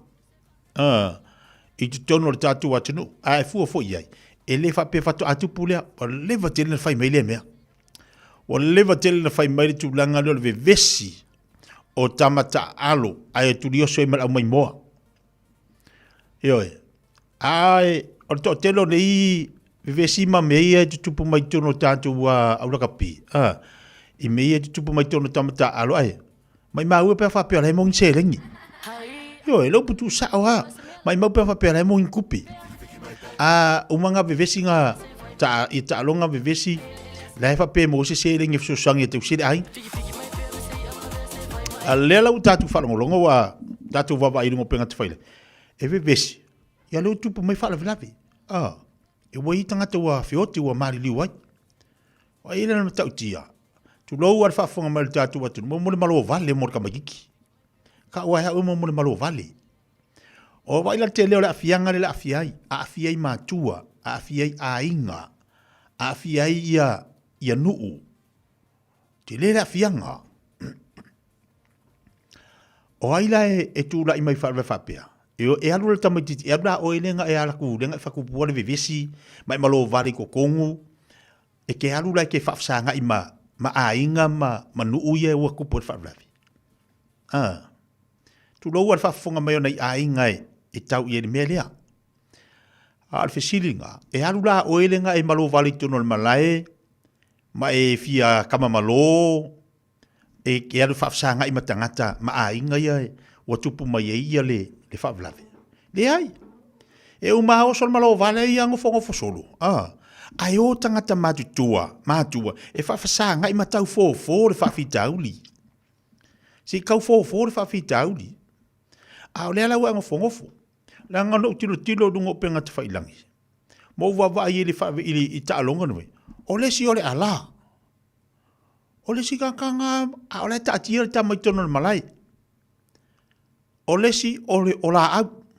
Kurioso ko mala mai mo. So le makau kia. E fai la kapi ke kele ia o kangi kupe mo ai. Ai malo vale ka ko Samoa o fai la kapi. Ai le se kupe mo ai. Ngare ko i vale el tino. Ai le mang Samoa ka ko. Ele o pere kia. Aluinga la tatala foi le tu tupu fa la velave. Nga o solo le kama kiki alu ngofo. Ai tinga aina ne matua talo fai nei matua. Talo fai nei tangata matutua. O le ale au la peo meia. A o le ase tilo iai.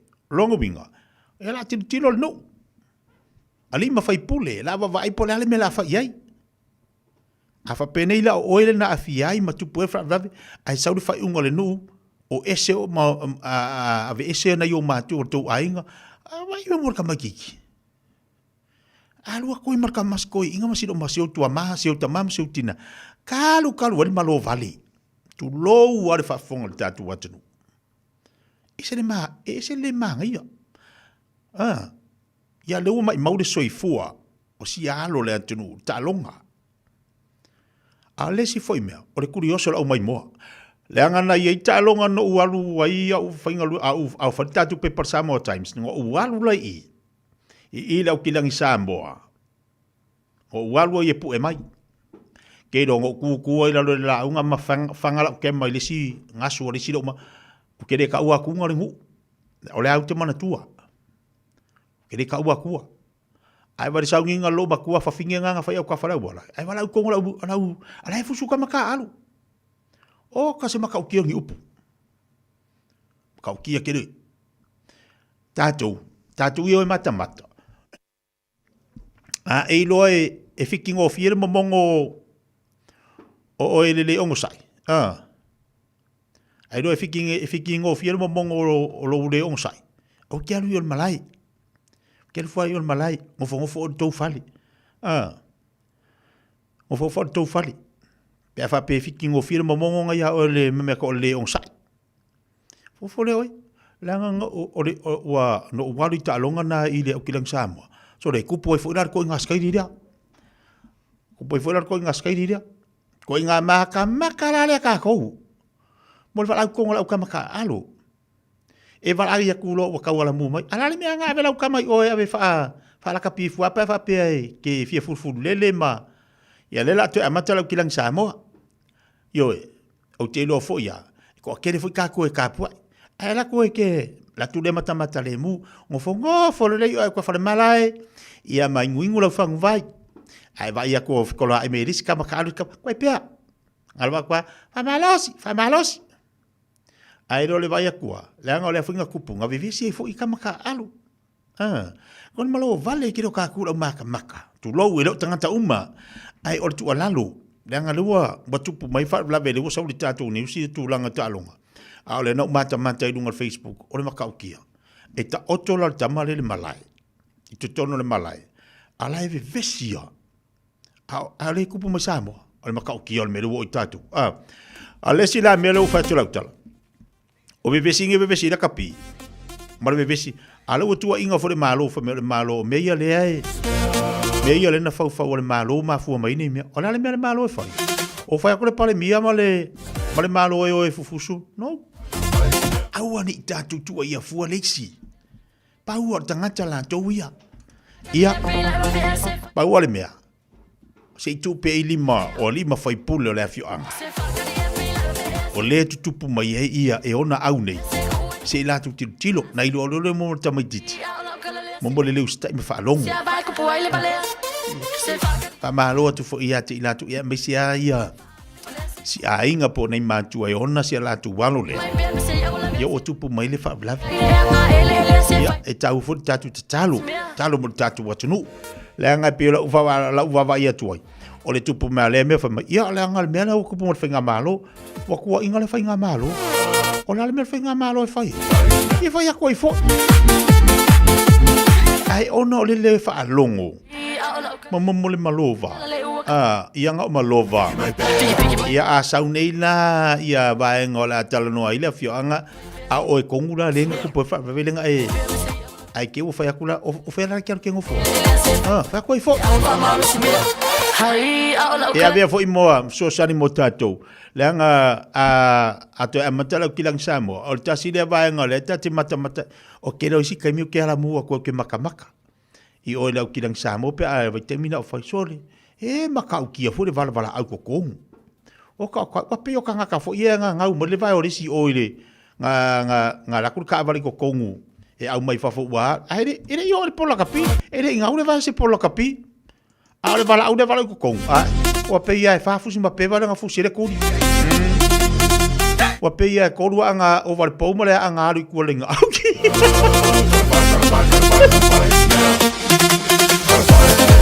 ia e vala au ko mai si do makuala ko ia o lesia ki ngai wala au ko ko. Wa pe or kanga ka ori kai male mangsinga. O ia vai. E vai aku le ngo se fa ku vai ali mangsinga.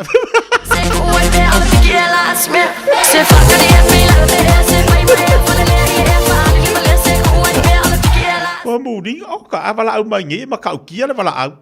A fa sira ko ngai la ka pi fa mai ere ai. Nga ma fe ka u ya malo ko rua afa ave fa ku vai.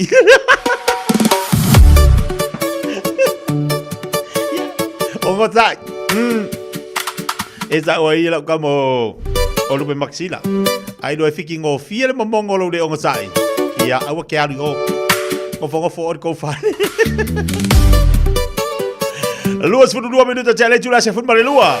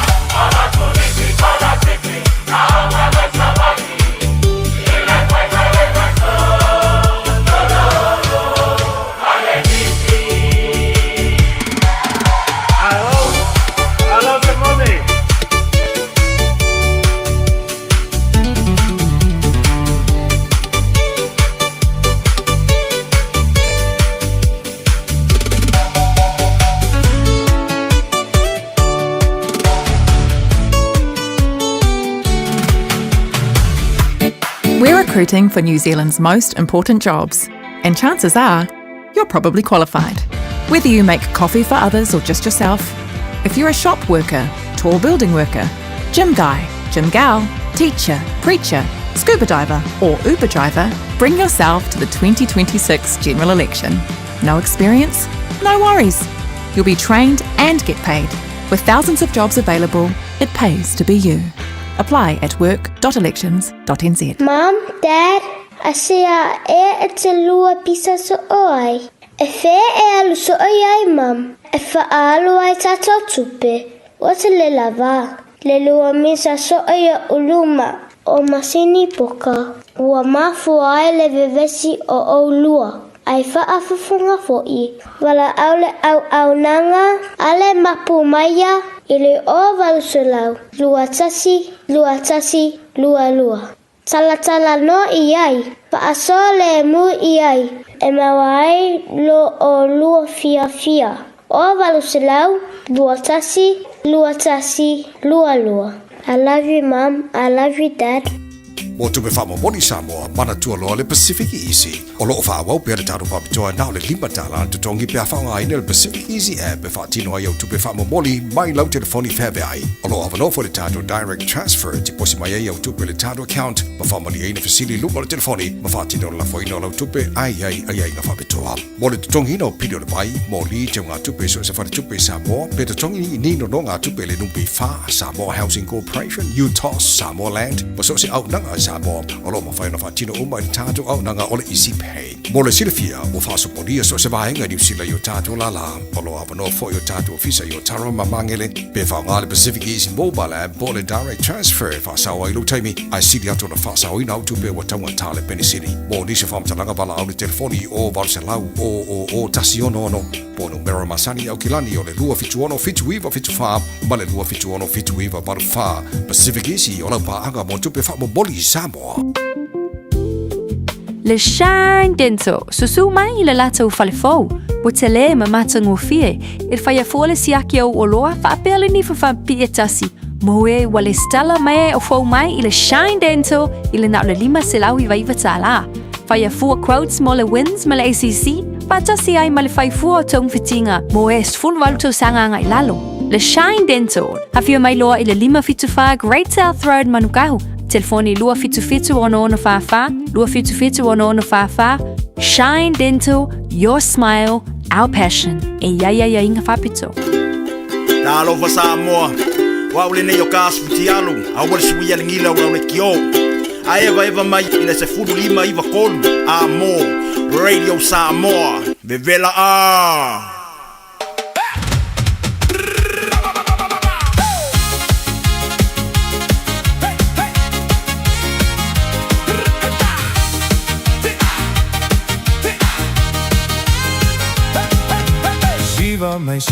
Shiva tine, Shiva mai tene, awe, te ono mea, ile fanga o tanga, lue tama, lue mai le musica, Shiva mai o soy luna, ua ova ile masina, Shiva mai atata, lue mai ua ono mea, ua manaya le musica.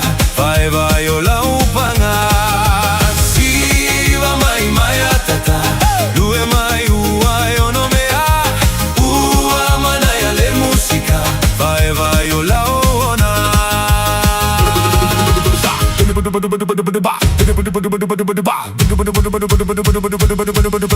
Lalo mai tene Lalo mai tene sese Awe Ua male Manaya loa fufele Fa'atau pati mai tama Fa'atau pati oso ilunga Awe Ua manaya Vai mawa oe mama Siva mai atata Lue mai ua ono mea Ua manaya le musika Vai o la upanga Siva mai atata Lue mai ua ono mea Ua manaya le musika Vai o la ona Siva aka Oso ma fa'apa aga low le siva fa au siva mai fa apea fa camilo le opu pele fa ngoi le lau pangai pula ai po ilo maka siva le bit le oi fa apalengi o bai kule se la ilunga o le pese siva mai ma ke siva ma e kilo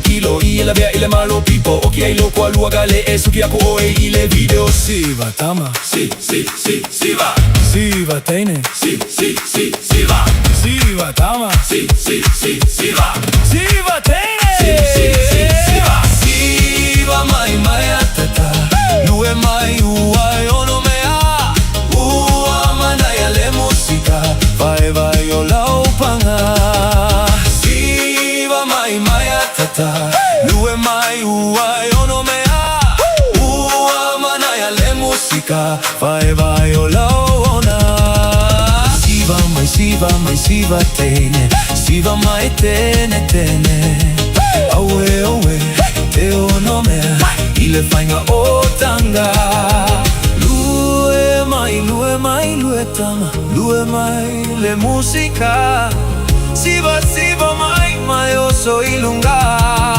ua baile masina siva mai atata lue mai uai ono mea ua manaya le musika vai o lau panga siva mai atata lue mai uai ono mea ua manaya le musika vai o lau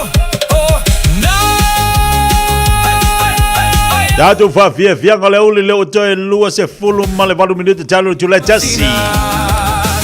Au nga se bola kuka. Ola tolo fenga blanga senga toma tanga I jono frenga sese.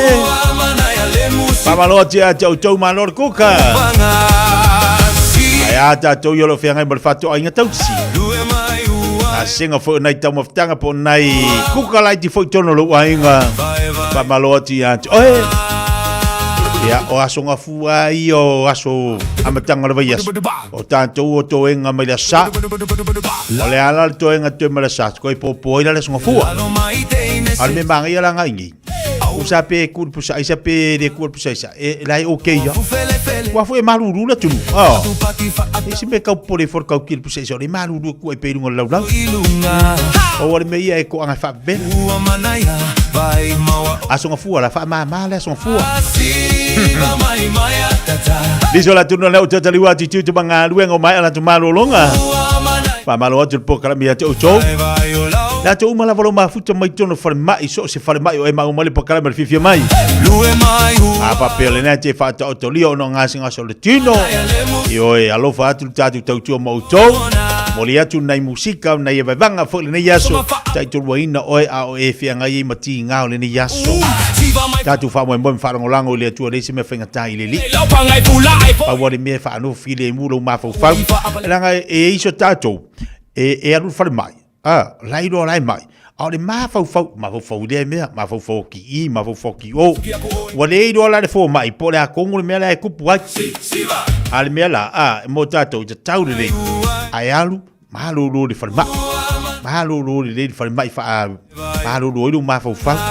O ngi ma fo ngisi me fa a inga pu me fa de loko a wa ngasi ta o to le ma fo de li o ti ta o to fa mai se o kama mai ka ko me la di fa le ya vai si vai ngari sa mo e fa ngala ia le nga fa pena ta cho yo la tinga ina le tino ma ya la fu ko ma fo o ke po puri me le la langi Paule me ta o te le o mai ma fo de li fa fusia mai lo malosi te fa o wina ia o tite manga ruenga a o isi me tu da o malosi nga yo la tu e faia na la o malosi la ku nga faia kamanga ya o ko le o fa mai fa karikari sa ka mafkanga ka yao sa ka mafkanga la to leuli sa ka mafkanga le Fiafia vai dale manga yo me ia fa ma kama fo nga le umale vai yaso ka pa ero fo I wa fu I makwali Wade ai ama se urupua mangi fasi povi mangi evacuai arkama nga evacuare polisi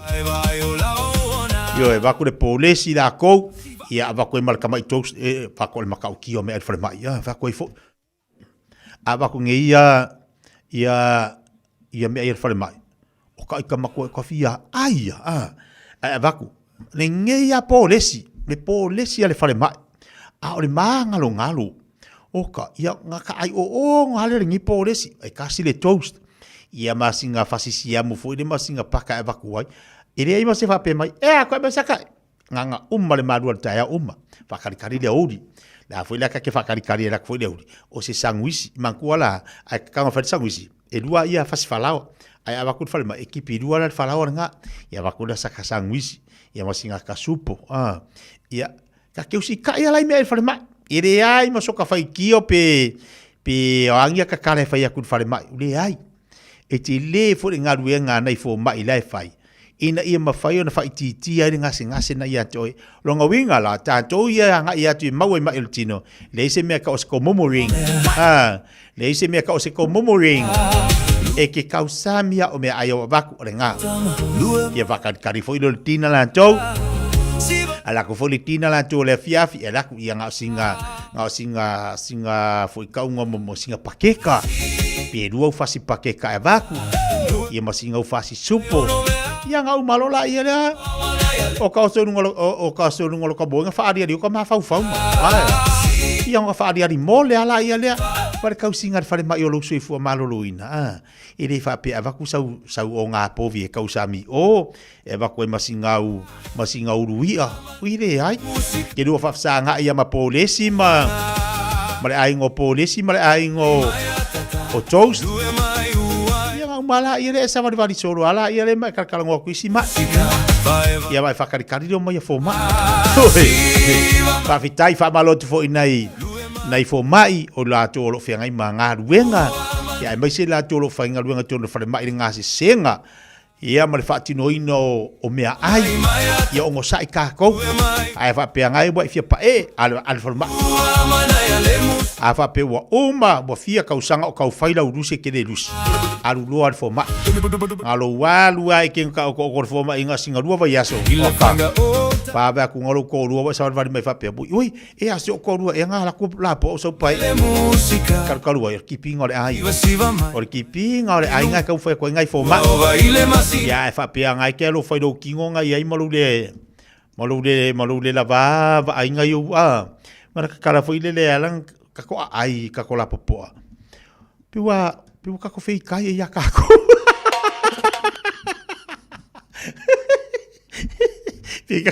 pika ke ngo foi pika ke kako de si ka maru me ka le ka maru ka ika pa kwai foi kala ko ngego pa mangel ka maru me la le ya ka ke le ka maru ka wa ai ro ka maru ya aya yo ka maru ro la ya le si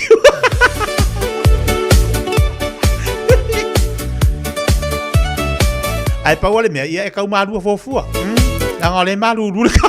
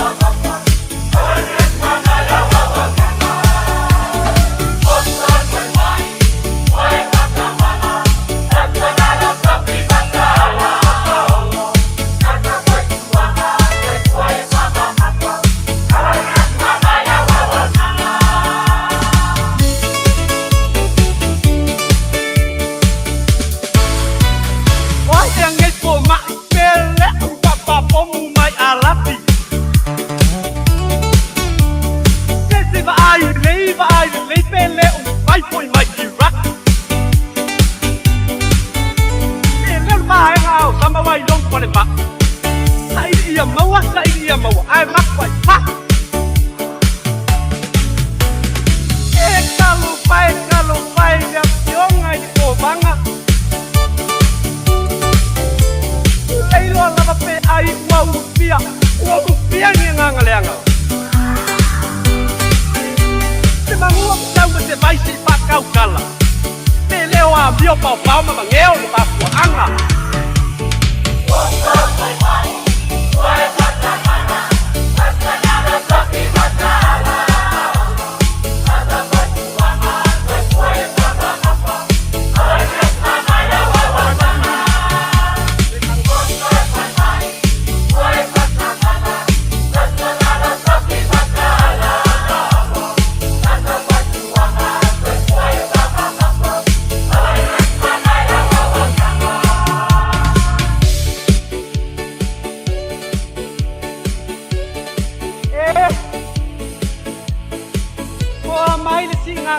ngasih kau bangai papu. Ala emer kau bangai lo mopo. Oi, ele mai kau banga. Oi, le ai ala fianga kau banga mana siokola emer lo mai go. Ele lo mopo ala ngai pai pai. Ala mai lo banga.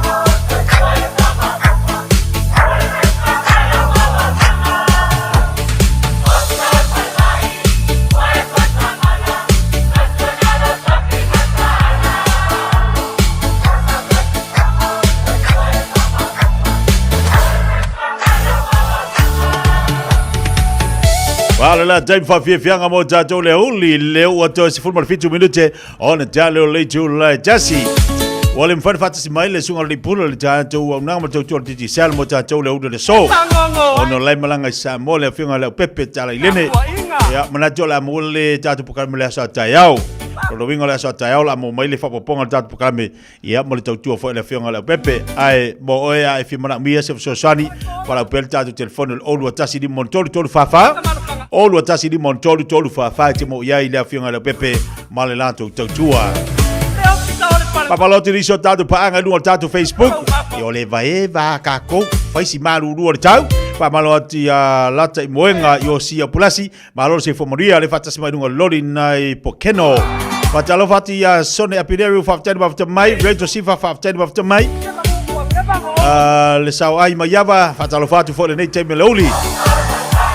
So de apinelu fa afilo atu tatu proclame testiva kempa australia ma futo mai lunga tatu tautua kasiano sanele fatalo fatu le foi teme leuli pa malo atu ya Nicole Wea ma lor se fola lei fa malo atu ya leuta fa ola missionary le foi ma futo mai lunga tatu proclame fatalo fatu ya pati meki pa malo atu ya Maria Loliti Noi awatama pesa fatalo fatu pa fatalo ma futo mai fangalima ofisa Paftali wafta mai le ngata fo ilea ya si papa se vidimale. Paftali tautua malo fo ngalu lui. Ia balolo fo tatu watulu. Na wanga ya tu tu mangalu ngalo toy. Patalo fatu fa malo anti ya tautou. Ya wanga tu mole amtari fo nga na ngalu nga.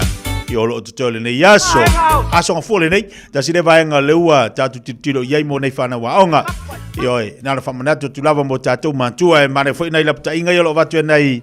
El proclame le madua tayao ya mo tatu matua iloa wa mailo walo. Pe wa fulu wa over for tali.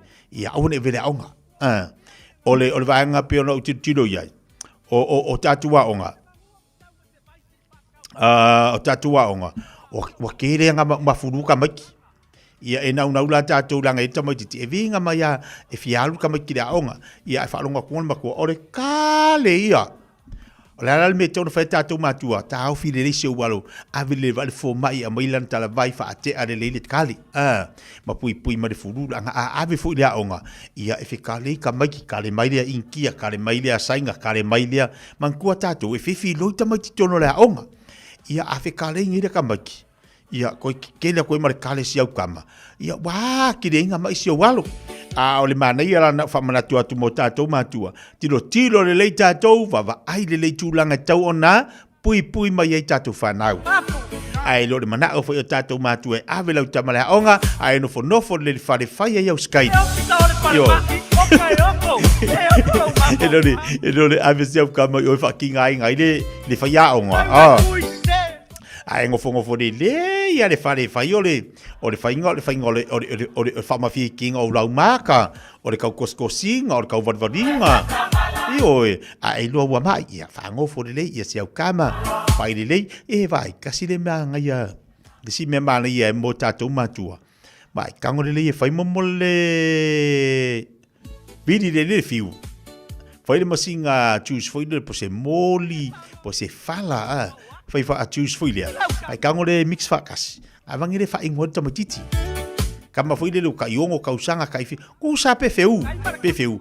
Ai maua singa kulu o le juice fa ingoi e kau fa ke kinga fa I la nga ista mai e fe kale tu load fa fonga la tunu e fiu e ring fa ku kale ngal kinga le ulu le fa menita mai tu kai tu kinga le ulu karkalu ia ele le tanga matua au fa na e se fa nga ke ka ko fa ke foi le pui e ta tou matua nei tamaiti.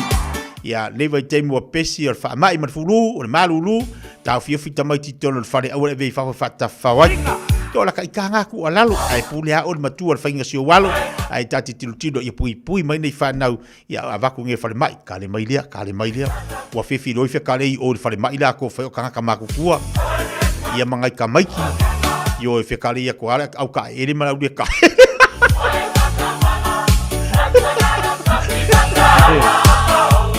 Yo la kai kanga ku alalu. E avaku I ngai tamaiti matatu matua ia auange I. E ki ngai ngai kamai ki le fulu. Ie le ia kanga ka makua la ko ia kusape kale ae. E mangha o me fiari ia aru ngai kamai I se pui nga ka ngai kamai. Ia na o tu ala atu mo tatou. Se ba te bele watu le tos fuma 2 minuto tale o leitu la tasi. Mai ana I fafifianga lea se mai le pokala me tatou. Lui tau fale nganga. Skulu 2 minuto tale tu la tasi. Pamaloati ya selau ainga faftale bafto mai.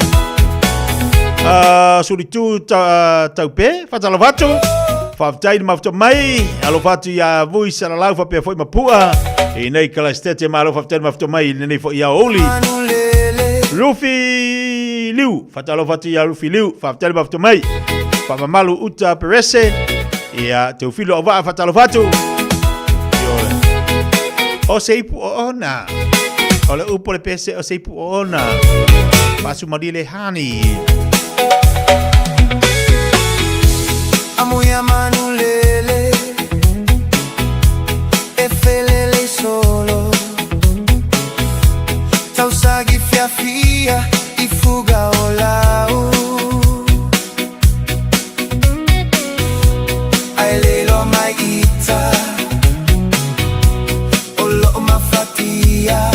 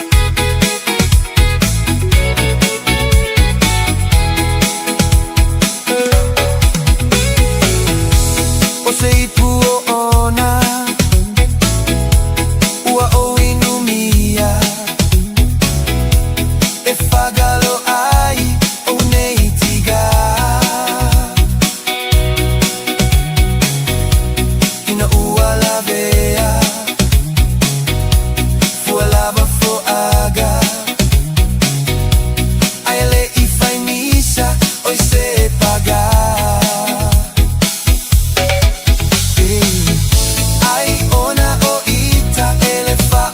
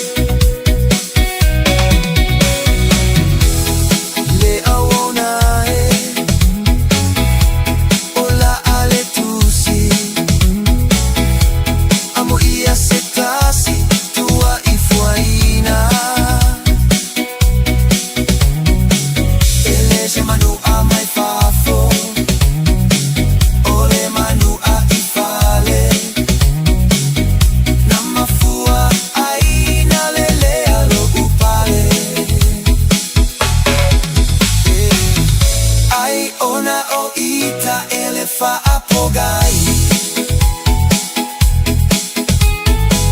O tau tau ai le pua Malafu mai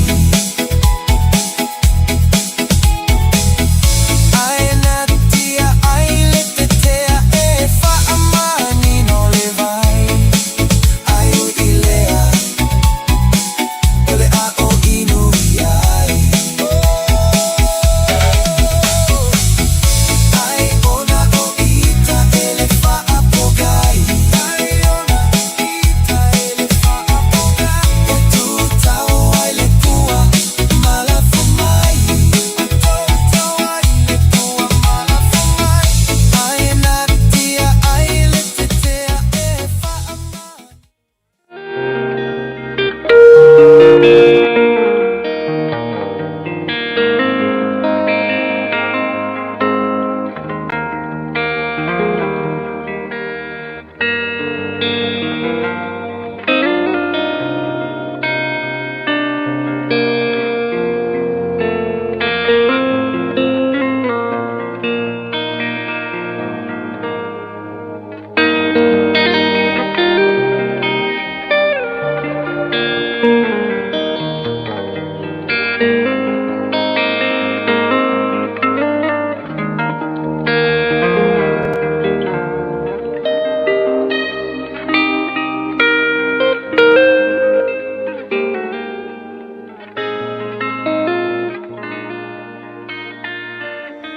Lui tau mō le aso. Le atua ma le oa. God and possessions. Mātaio ma tā upu e ono o le vaenga o le foi upu e lua se furu ma le whā. Tau te le ma whaia ona au auna i le atua. A toa ma le oa. Le atua ma le oa. God and possessions. E ese le manino ma le malama o le aoa onga le nei a Yesu. E le aise tangata e mawhai ona au auna i ni tangata se toa lua. Awa e ino o ia i le tasi. Ai alofa i le tasi.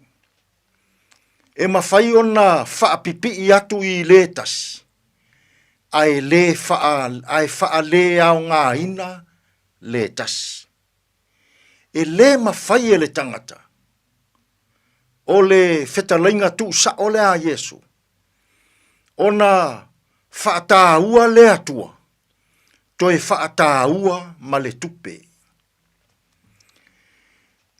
E le o wha le au ngā ina e Yesu le tupe. O le tupe e tāua i le o langa o le tangata. A wā ona mana o ngā wha le tino i aso taitasi o le o langa. E tāua le tupe. E mana o Yesu tātou te maua ina tupe. Ina ia o tātou wola fiafia i le o langa wha le tino. O le itu o loo ave i ai le wha mafa o le aoa onga a Yesu. Pe a o ina wha tā ua e le tangata le tupe. Ai le wha tā ua ina lona atua. Pe a o ina ave le tangata lana wha tā ua i le tupe. I le oa ma le tamao a inga. O na fōringa mai lea. Ua whai le oa ma le tamao a inga. Ma atua o le tangata. O le mea o loo manao i a Yesu. Ne i o tātou wha mamafa tupe oa ma tamao a inga. Ai wha tua nai le fina ngalo pa ia o le atua. Ne i whai e Samoa le oa le tamao a inga le tupe. Ma ona atua. E tutusa lo le wha mamafa le tangata i le atua ma le oa. O ina lea ya ngā i tonu i ai lea oa o ngā Yesu. E palasi atu i tātou i le mālaia. Samoa ne i whai le tupe ma o atua. I to tonu o lau whai ngā mālo, i to tonu o lau nuu, i to tonu o lau tāpua inga, ma to tonu o lau a inga. Ona e whaama mawhalea, o le oa, ma le tamao a inga, ma e tāpuai i tupe. Ave lau whaatāua i le atua.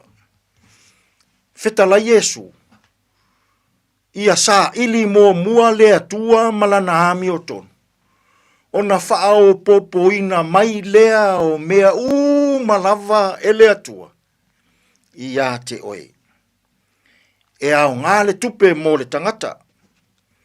Ae ave loa le tupe ma le oa e whai maou atua. O ina e palasi atuai i tātou i le mālaia. E whaatāua lo le tupe. E whai lo le oa maou atua.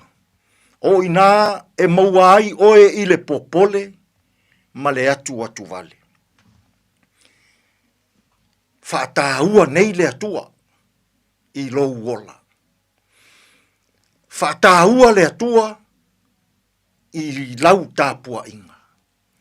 Whaatāua le atua nai lo le oa tupe mata mao a inga. Tātou te talo. Le atua e. Whawhetai i tupe i le oa ma le tamao a inga. O mea ua e fōa i mai. Ina ia o mātou wola Fiafia i la le tino. Aoa o mai i mātou. Ia o mātou whaata ua ina, la ua fio, na i lo le oa ma le tamao a inga. Sosoani maia ia mātou whe au mga ruenga o le nei aso. E tonu ma le lei ai mea umma. Lo lava suafa Yesu lo mātou walii, ma lo mātou whaaola. Ua mātou tatalo atu ai nei. Amene.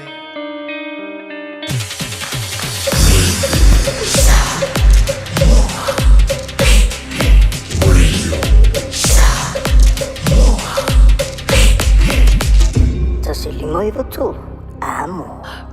Radio Samoa. Taslima ivatulu amo.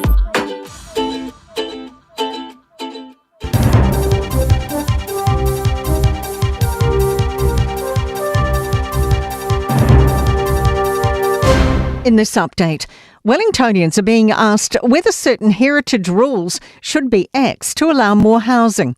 Here's senior political reporter Azaria Howell. A report from RMA Reform Minister Chris Bishop has found modifying and removing relevant controls could allow 770 more apartments, generate $280 million in construction and about 300 jobs. The government's been looking at heritage provisions for a number of significant sites and height restrictions on Courtney Place.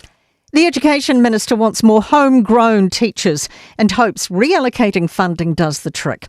She's announced $21.7 million over 5 years will expand the school on-site training program and allow more teacher bonding scheme places. It'll let trainee teachers spend more time in classes at schools with staffing struggles. Erica Stanford says funding's coming from an overseas relocation grant for ECE teachers, where demand's been dropping. It was a cabinet decision to shift that funding into on-site teacher training to back Kiwi teachers to get into teaching. A manufacturing boss says the Prime Minister needs to read the room after he told business people at the Rotorua function on Friday to be adult. Responding to a question about the city's struggling economy, Chris Luxon says they had a parent-child mentality. Today, Luxon says he may have overspoken, but claims his words were misinterpreted. Steelworks Director Chris Barrett agrees businesses are responsible for themselves, but they can only do so much. We can do everything that we can do, but there are external forces like the government who controls the economy. Kiwi firefighting crews are helping contain large wildfires, scorching parts of the US states of Washington and Oregon. US correspondent Richard Arnold says residents say it's like a nuclear bomb going off. They're describing as the worst fires they've experienced in some 30 years. Howling winds pushing the flames. The National Guard is deployed in these areas with one firefighter warning they're going to be in shock to see some of the scenes in Oregon. That's news. In sport, the Silver Ferns are searching for some energy to celebrate after earning a first Commonwealth Games gold medal in 16 years. New Zealand's win over Jamaica caps an unbeaten campaign in Glasgow across 7 gruelling matches in 10 days. Coach Dame Nolene Taurua has hinted any partying may be low-key, at least initially. Good old tea may come out and we feel puffed at the moment, but definitely a celebration and just a real tap on the back and congratulations to ourselves. New Zealand's finished 6th on the final medal table. And a bonus World Rally Championship drive for Hayden Paddon, called up by Hyundai for the Paraguay leg later this month. Pleased to be on his favoured gravel surface rather than tarmac. That is sport. I'm Raylene Ramsey. Hey, hey! Oh!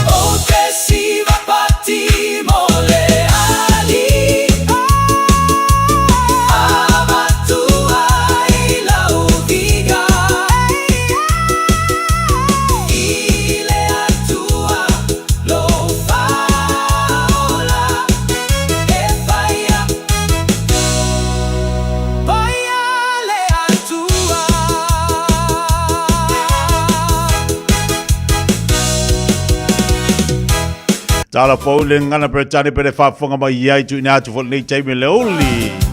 5 minuto che nei le tu lai tasi le tu la muri fol tatu po klame. Ia ona ta fo ile le tu lai lua si atu tatu no fo le talainga ya se manu po to whafonga mua. Awale fa o wino tatu tau tua se pa iwi taime le fiafi. Ia ona fata se mai fo le fionga le atou sa ve at Harrington la bea. Pa waundi so tatu po klame pere masani e tatu. Matongo fio le sulu male la. Ia o lo maluru pele tau mole nei atu no.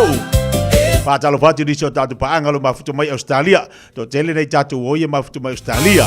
Nenga to foi leo ila tolo mafuto mai nisi atu no pe America.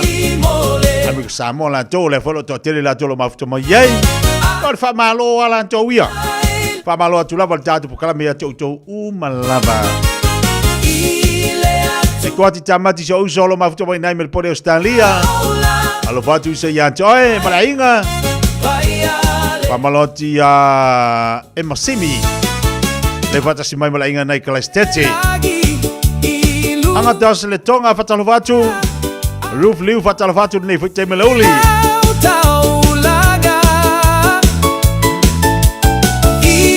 Falangolongo fo ena nei ile tatu tala mai Samoa. Ia ua mana i fo ia ua. Mo ni so fa morianga fo ia mo nei pepe. Pia tatu falangolongo i lono winga lua se lau tala.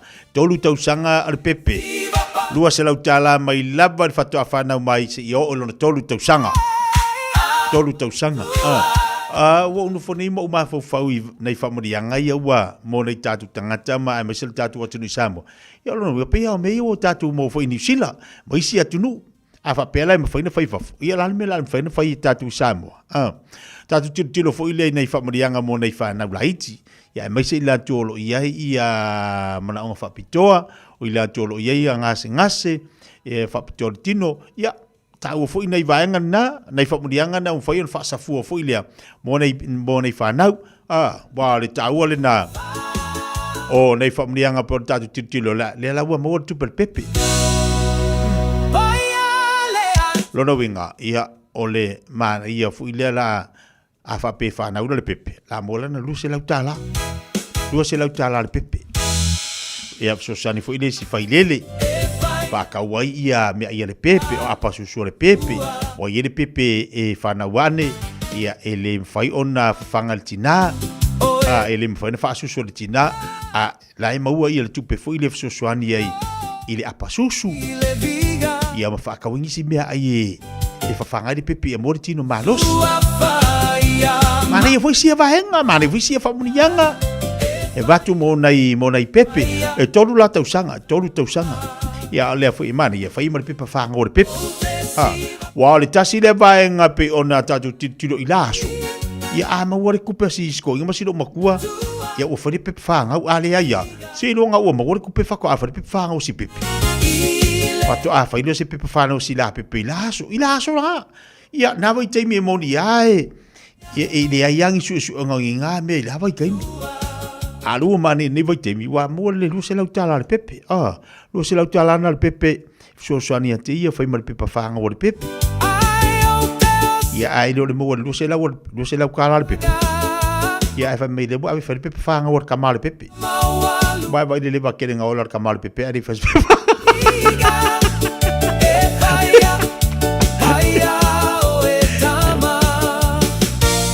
e te tau fo ila ona ia inga. E tau ona ia inga o mea ia. Wai, e ka kauanga wakulolo lua se lau kala, fai lo le pepe whana o le pepe. E a watu fo ila lua se lau tala le pepe mai ia lau a whaki o, whangangi o, waki o. Langa e tātou. E a wakule me te tau ona watu whaangai. A waku wha mai e lalu whe kaui fo ia. Langa o kako, whapea ngale o langa. E wakule wha mai e wa whe kaui fo ila mai lua se lau kala si au kama. Sia pepe e fikau mai fala vai ele menga dinga ele le fofuanga na le malo lua se lau tala le pepe tu atu le ia lima le failele fa kau le ia me ai le pepe fa kau i malava le pepe tolu tau sanga fa ia le pepe fanga o le pepe ai lo le avakole o le kupe lua se lau kala le pepe ai fa mai o le kupe moa sia kamar kami fanga mai ai me do fa le pepe fanga o long kama angale ai ngela ku pele pepea e fa penga ia la kamale pepe e re se pepe fanga ai fa fenga o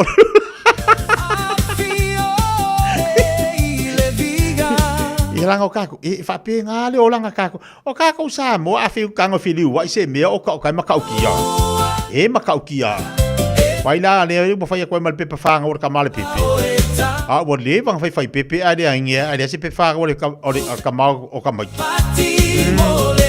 fa fianga ngalo vai fo mai pe fanga o nga fanga pe fanga o fai dele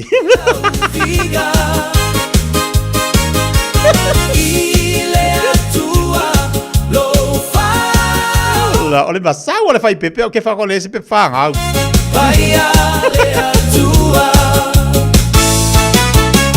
le wa fa de pepe ale se pe fanga o kamal pepe ia malo fa tai fo tatu malo wa mo ngai fa bang yang mo ne tamaiti ia ko angali fa tamaiti angali fa tamaiti makau si le tamaiti nga mo ngai fa bang yang wa mo aku ngai fa mo yang nai so angi fa tau le ia la tu lava ia fa tau ia la tu me ai vai la pe ka ko ngofo i fa fo vai de makau ki o me wo ngai fa mo yang mo tanto si o fuata mo lona lo O le fuata malona lou e sau fo iana nei vai teimi whaamarianga ma ua sa mai ele tua le telo mea alofa ma meo whaamarianga i tono tatu atunu. O le ala le me tono whai whaasafua loa. Whaasafua. Whaasafua loa e alo lofa ai. Ia vai la kere. Ia e laki e ko yengi ainga fofua inga ngai vai kaimi. Wa pio la vai kaimi ko whaalonga o ainga fofua inga. Ia ngā vai kaimi o kau. Anga ia fo ngā plan ngā vai kaimi. Se kau wawa ia kufu inga le soifuanga ma le tau whaasoa. Ia nei vai taimi. Ia lau tatu tilo whaamarianga le li wa sa mai. Ia e leo mativa Samoa lai. E taunga tale soifuanga ma tatu ta pisa whai meo soifuanga wa kaunga kao. Ia. So se atu nu o lau langi wa taunga tale soifuanga. Ao tatu e tatu te whaasoa ma le poto. Ina i mawhai ona maua e tatu le manuia lea. Ia ana tatu matitiva ma tatu wonge. Ma le eni me tatu lima. Ia la fa whenka ko ai. Fa whenka ko ai. I leo mativa Samoa, leo mativa tatu aingo lea e. Maua le lima tālai le ato. Maua le whalawa irunga le lau. Maua le afa whangu susu i kongo le pusa aisa. Maua le afa paka la ko i kongo le pusa aisa. Maua le popo e mai e sari ai e whalawa. Ia mai i whasoa le li. Lango kako ke manganga o ia keringi mea ia siri aku. Ia ngata le tatu manau i mea o tatu maua. Ia le mea o tatu maua le aso whaaftei tatu lotu i le li. Ia ai whaaftei fo i whainga malo.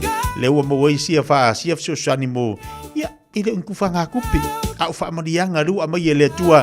Ia mo le nei taimi. Mo ne upo le atu nuar fuata malona lou. Sa ua le taimi o le tua la to e tala mai whaitoa. Ia. Kau wasai e fo le lafo kako i fafo. E tau wasai e fo le lafo tatou i fafo. Wow, kero ngā vai kaimi e lafo mai. Alofa mesi mako ainga, alofa mesi au whangau. Kere le mau mea ua rei roa le ko inga ngepo le ale mea la awhai walu valu le unu. Ia walu fo i valu mai. Le uno le lo makua la ka rei roa po le ale mea la awhai. La ngono nei ta mama nei tina e la vai taimi e vala au mai a la awhai ke valu akui.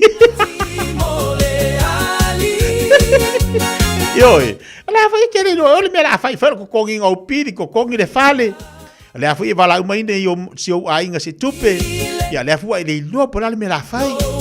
Ale vai te mi la wo ye ngai fa manianga i tonu tatu wa tno. Ya vala uma ya o popole me fua le wa. Ya ngai mako pension o le lo ka idiba se la ka la le wa kala de masinga. Ya o popole mai pale me ya vai fa le ka mai wa vai ku ala lo ko inga malo makua. Ia e whai mawiri mai asi maua. E leo le whai rolo ko uruanga e le alofa mai rola ia.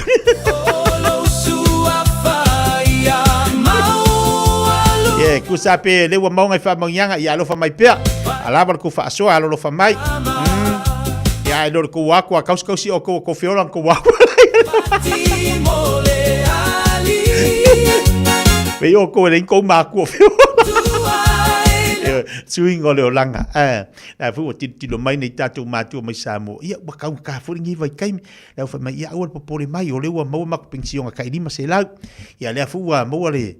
Ia mangai fa mongianga le pepe. Ia la fu ila fa ngau lo bakua. Ia wa mai la ia. Mo pension lo bakua la ko mo le pepe lo bakua. Oh, kai vai fa ko inga.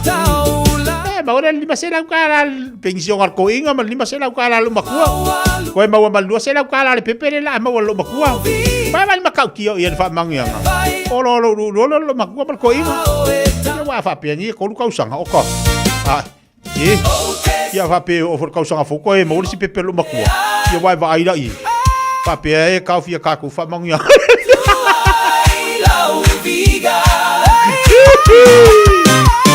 E vai desi e kako e sa boa. La le wa mo kai do se la wa pepe. Ngo fo pe ngai. E deva pe alu sa bo ngalu liu pepe.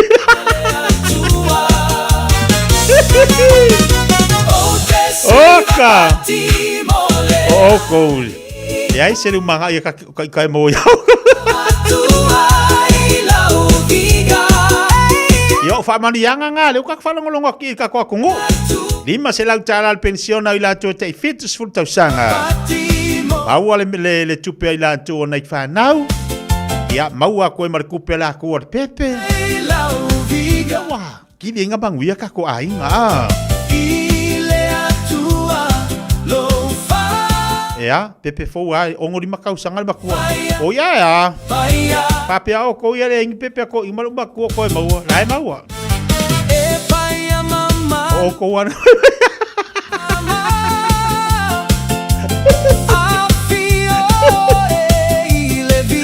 se for mal feito me e vai a kore aku ngi oka e makau pia po ele asa o kala fa ko ole a ke fa ko fa mangianga ia mai Amarianga le wa mo tatu atno ya malo yo e olongo sa ya ka ko se football fit to minute the time ele tu let us see wa fa longo fa me wifi po ipo yo e le va ngo fa kari ale fa longo me wa ipo wifi le mo nga luenga le oli mai se lan tole na o te am te nga luenga lan tole ne ya songa fua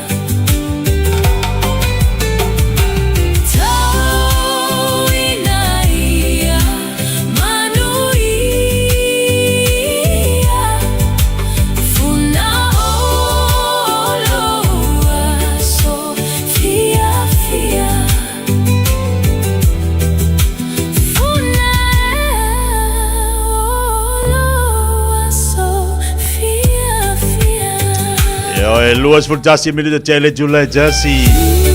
Oh, fa longo fa me wifi po ipo. Lai va Fiafia le fo teme le oli. Awalo fatu le mamalo tatu anjinu. Ya basal tapo inga ne tatu tamam tira mantua. Tapo mai moto malawa. Lenga tapo ilelo fingal wenga tofi le tu so se fata fa tablanga. Awalo fatu tatu te tomo tofa of table tapo inga. Ia fatalo fatu sunga ya Peniamina malu langa ia lo mafto mbala inga nei vai moso. Manino le tatu nang mal tu tasi ono tesi mal tasi famo. Ia fa pe fone ya beta vale lava toro tatu atu no Samoa. Ai ma mal po kalama Fiafia Mai mal tu radio Samoa le nei fo ya so. Ole tu alalo lava tatu po kalama fai malu tu fai ba. Ia mau pe to vai mo on site tatu dungo le tele. Nei vai taimi se lava tangata malato fo I langona I lungo le wala. Ia ai wa fo ni tu dia lo sao. Au ni tu dia lo sao lungo le wala. Pa wale me baba ai le mai mantala I lungo le tele. Au e fo la wantu ia fo fuanga. Ia pa wale me ia fa malos. Mamanta I tu lo va ai lungo le wala. Ia fo I avita vale e fa le kongo fo ia la kwa mio. Lono winga tatau ana e alo ese mai mai fa blave. Ai loa ole me tu poe fa blave. Au e tiari ai. Avita vale mantala. Au e tu dia lo sa lungo lan tele. Papa lo tele nei vai ngaleuli. El tu fine le antes wenga balo fa tel maftu mai. Tasi se pele fa talo fatu. Italia sia opo malor si fo laude lei. Lefa tasi mai nai Modesto I California. Malotia Lia Lupe Monu. Pa vitai foi le mafta mai le yaso. Maria Loli Tinoi. Ma lolo no sai nga luenga. Sa ole le ya. Tele ya nei fa murianga tolo tatu watinu ai mese for poloketi tu malo. Sone apineru. Fatalo fatu mo walo fatu tatu te tua. Luas for 5 minutos te nei le tu lai tasi. Matango fele sulu le la ma fana foi le tau la tau ia a wa matu a malulu te le ia tunu lo tanto ia I pa wale me ono sai tato. Ile malulu.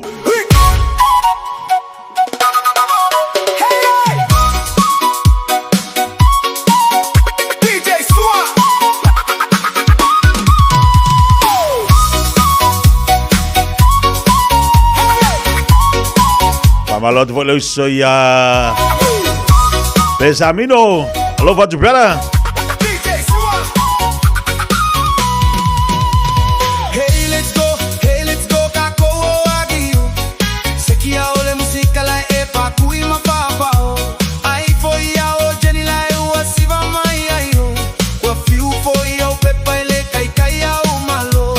Hey, let's go, kako agio. Sekia ole musika la epa kui mapapa. Ai foi ya o Jenny la u asiva mai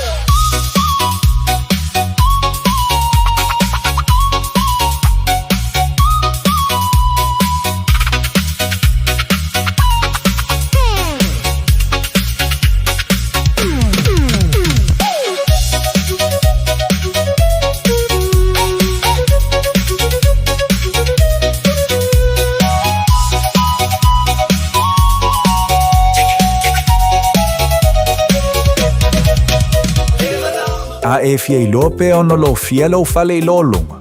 Si aki lo whanua I le Auckland Flood Viewer a le Auckland Council. I lunga o upenga ta whailangi. Si aki lo toa tusi pe le ono a fia ngō fia lo mau tai lo lunga. Tala noa I lo ainga I me whai pe ama mawhati munga. Wha ama mama tewo tua maota. Tātou te le pōlea le tau. Ai mawhai o na tātou sa uni mo fisuia I ngō winga le tau. O lo sa onga le mu I taimi o lo longa mamafa. O lo o yo lava lima. O fia maua sau ta vale po sau piki aki. Ai tong ta iwa yaso, lua va yaso, pe ta imasina. O le sleek cars o le a maua ai le fisosoani. O ta pena le au whainga ruenga a le sleek cars mo oe malo a inga. Aua e te popole I se mea I tasi. Te tala fitu aso, mai le sifulu I le tai au, angai le afo le ono le afiafi. Tele la lai au kilani I saute, vili mai loa, I le o lua tasi fa, fitu lua selau. Po le o lua o, fa lima, tasi lima tasi. E whaingo fia lo langa, pe a le leilau wha aperitania. O te tala ina nei avanoa e te lesi talai I le Dynaspeak, mo a onga wha aperitania. A onga fua e ono fumau I New Zealand, pesi ti seni New Zealand foi. O le a amata liava se ngai le aso lua fitu o Julai. A whai e te au mau I Hamilton, Palmerston North, Lower Hutt, wha apea Wellington. E tala whea ngai le Dynaspeak, e fisosoani mo oi.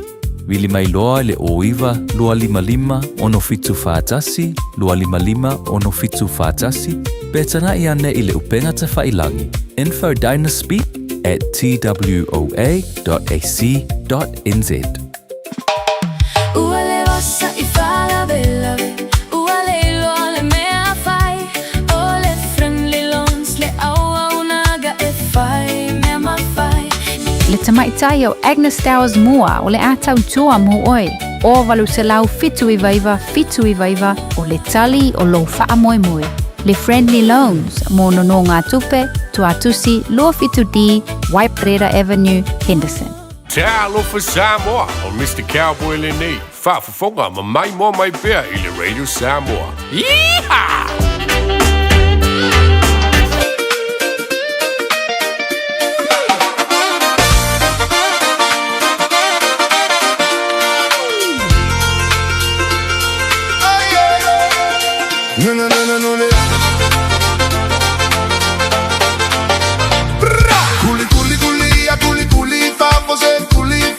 Le vale se sole, facia Eva se sole.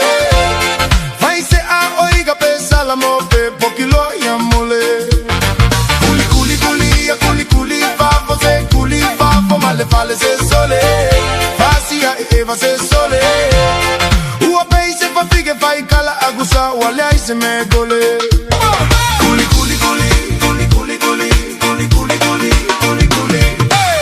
Mai mau se le caiga ya que la mailo me acá es que leilo avalu o se popo leilo a cui o se saca lema umagalefa gokalefa y galuega a elasta que más a lo le ifeco ay o mua más se fa alifupaka es que acá que gola uchane lile ali alumo y ay sali ole me haga ema o elefaya vape akuai laga kali Culi, fafo, ma le vale se sole, facia Eva se sole. Fai se an oiga pesa la mope, pokilo ayamole. Culi, fafo, ma le vale se sole, facia Eva se sole. Ua pei se fa fige fai kala agusa, wale ai se me gole.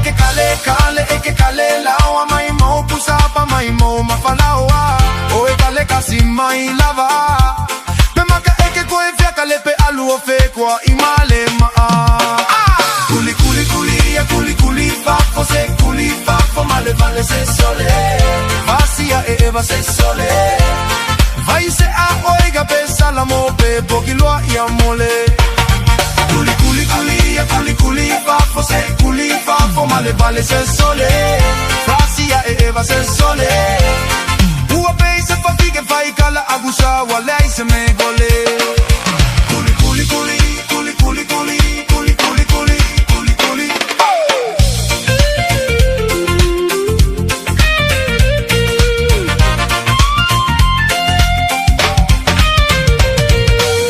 mai mau se le che ya che oi che popula mai lo me acá e che lei lo avaluo se popo lei lo a cui o se saca Lema umaga lefa, goka lefa iga luega ei lasta Ke masalo lei feko ai oe mua ma se fa alifu baka Eke aka kagi eke aka ke gola uchene lile ali Alumo ai sali Ole me aga e mawa ele faya vape akuai laga kali Kuli kuli kuli kuli kuli fafo se kuli fafo male vale se sole Vasia e eva se sole Vai se a oiga pesa la mo pe pokilo ya mole Kuli kuli kuli fafo se kuli fafo male vale se sole Vasia e eva se sole Ua pe se fa fige fai kala agusa wa lei se me gole Toi luas for 5 minute talo le July lua.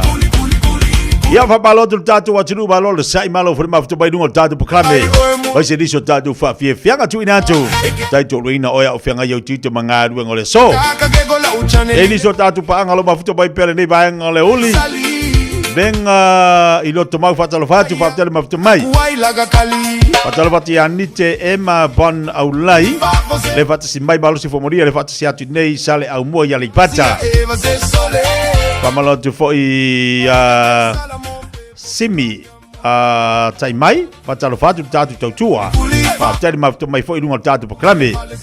Fatalo fatu inisio tatu paanga alo mafto mai ya sone a pineru. Fatalo fatu malo lava la unanga. Fatalo fatu ya bangai. Le mafuta atu evangelia. Malo si fola udele Italia si opo. Fatalo mafto mai lenga te foi le yan Johnny Finau. Sebele wati leo te luas fulu male faminute. One ta leo leitu la lua. Ya la talima la batu tatu proklame nei la reto le ola mo tanto tanto luina foi pa iman maro tanto wa tunu usba ya fa fonga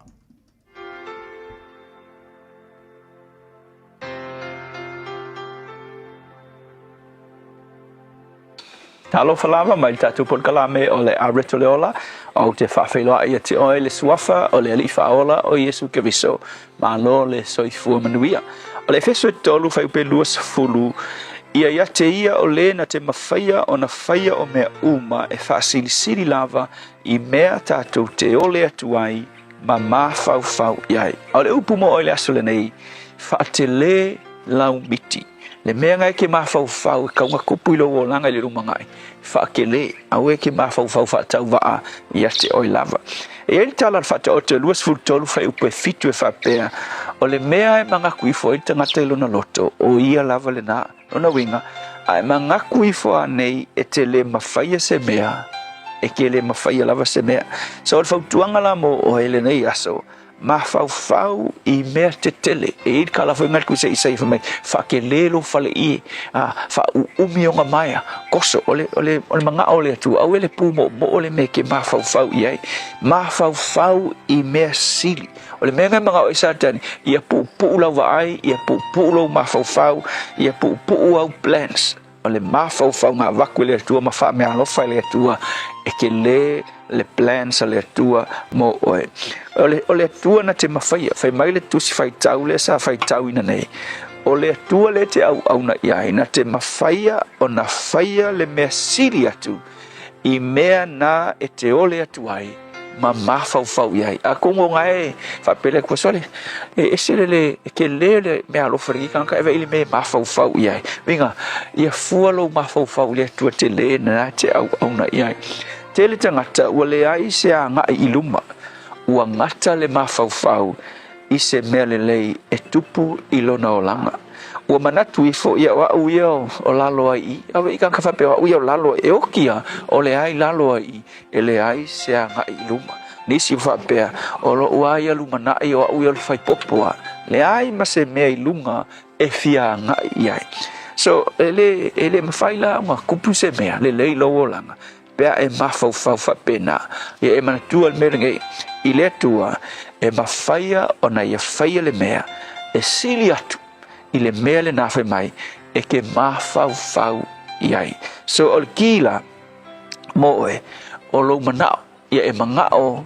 i le mea sili e faia e le tua i te oe lo manai mafau le mea sili mafau le mea tele ma e te talo i le tua e fesoasoani mai sa u fesiri ku la fa na u leo o lo otali se fenaia ia mesio tali inga o Christian ia mangkola i mako e kalesia tele ana i tamati wo inga ruenga fa vai taimi fesoasoani mai i la tu ainga ia u fesiri ku lo le siaso o le ase lumana i o lua mafau ia le ase lumana i lua mafau ma manga o le tua e kupu lua langa a fe mai kalaka ke manga o ma kua ma o inga ruenga fa vai kai fa so se bo week fa so le akua pu mo ke le lua mafau ke lua le mafau ngi me ke le mafau por fa mission ngale fa fe au mafau e o inga ni si mea career seeding nga mawalung le fa per fa ta nga vale nga ruenga ai o me o ngai tanga wo inga ruenga o nga ruenga o mafai o nga mawa le timing ngai e fa nga yo la tu gola ai ke le si opportunities ki kele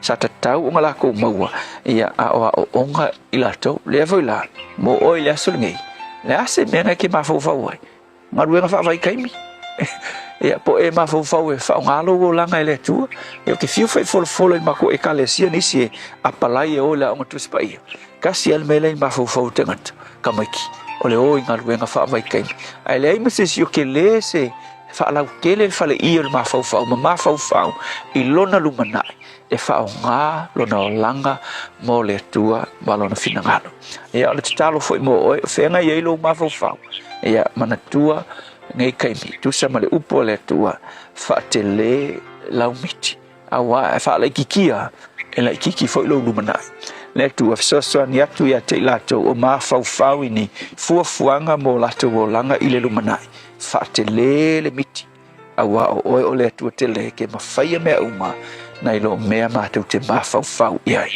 amen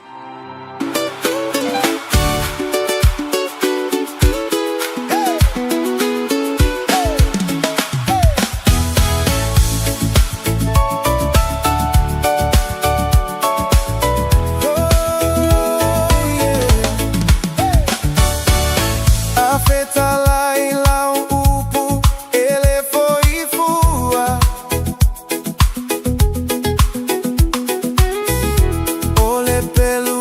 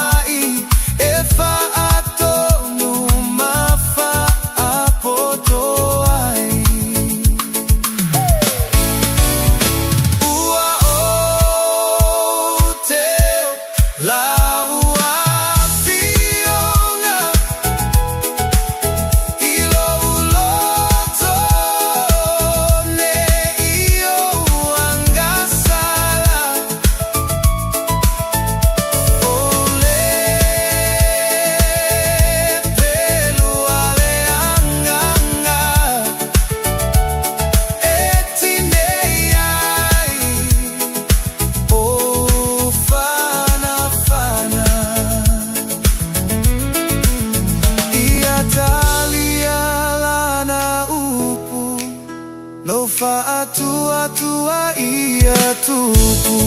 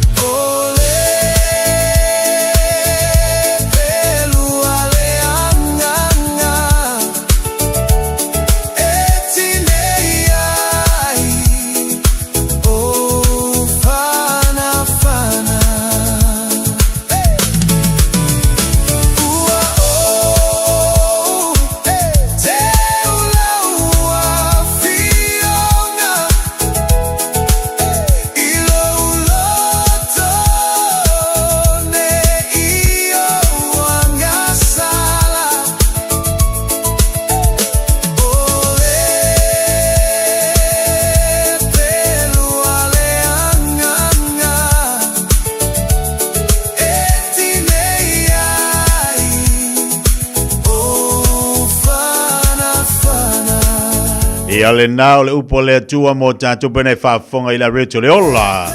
Ma tanga whia whai whaasoma mai mo stama whtanga whalenganga. Mo tātou le nei a songa fua a o tātou ia le whamaino tuitu mga luenga. Whalau tere lau miti. Whalau tere le whare ie o le whatutua.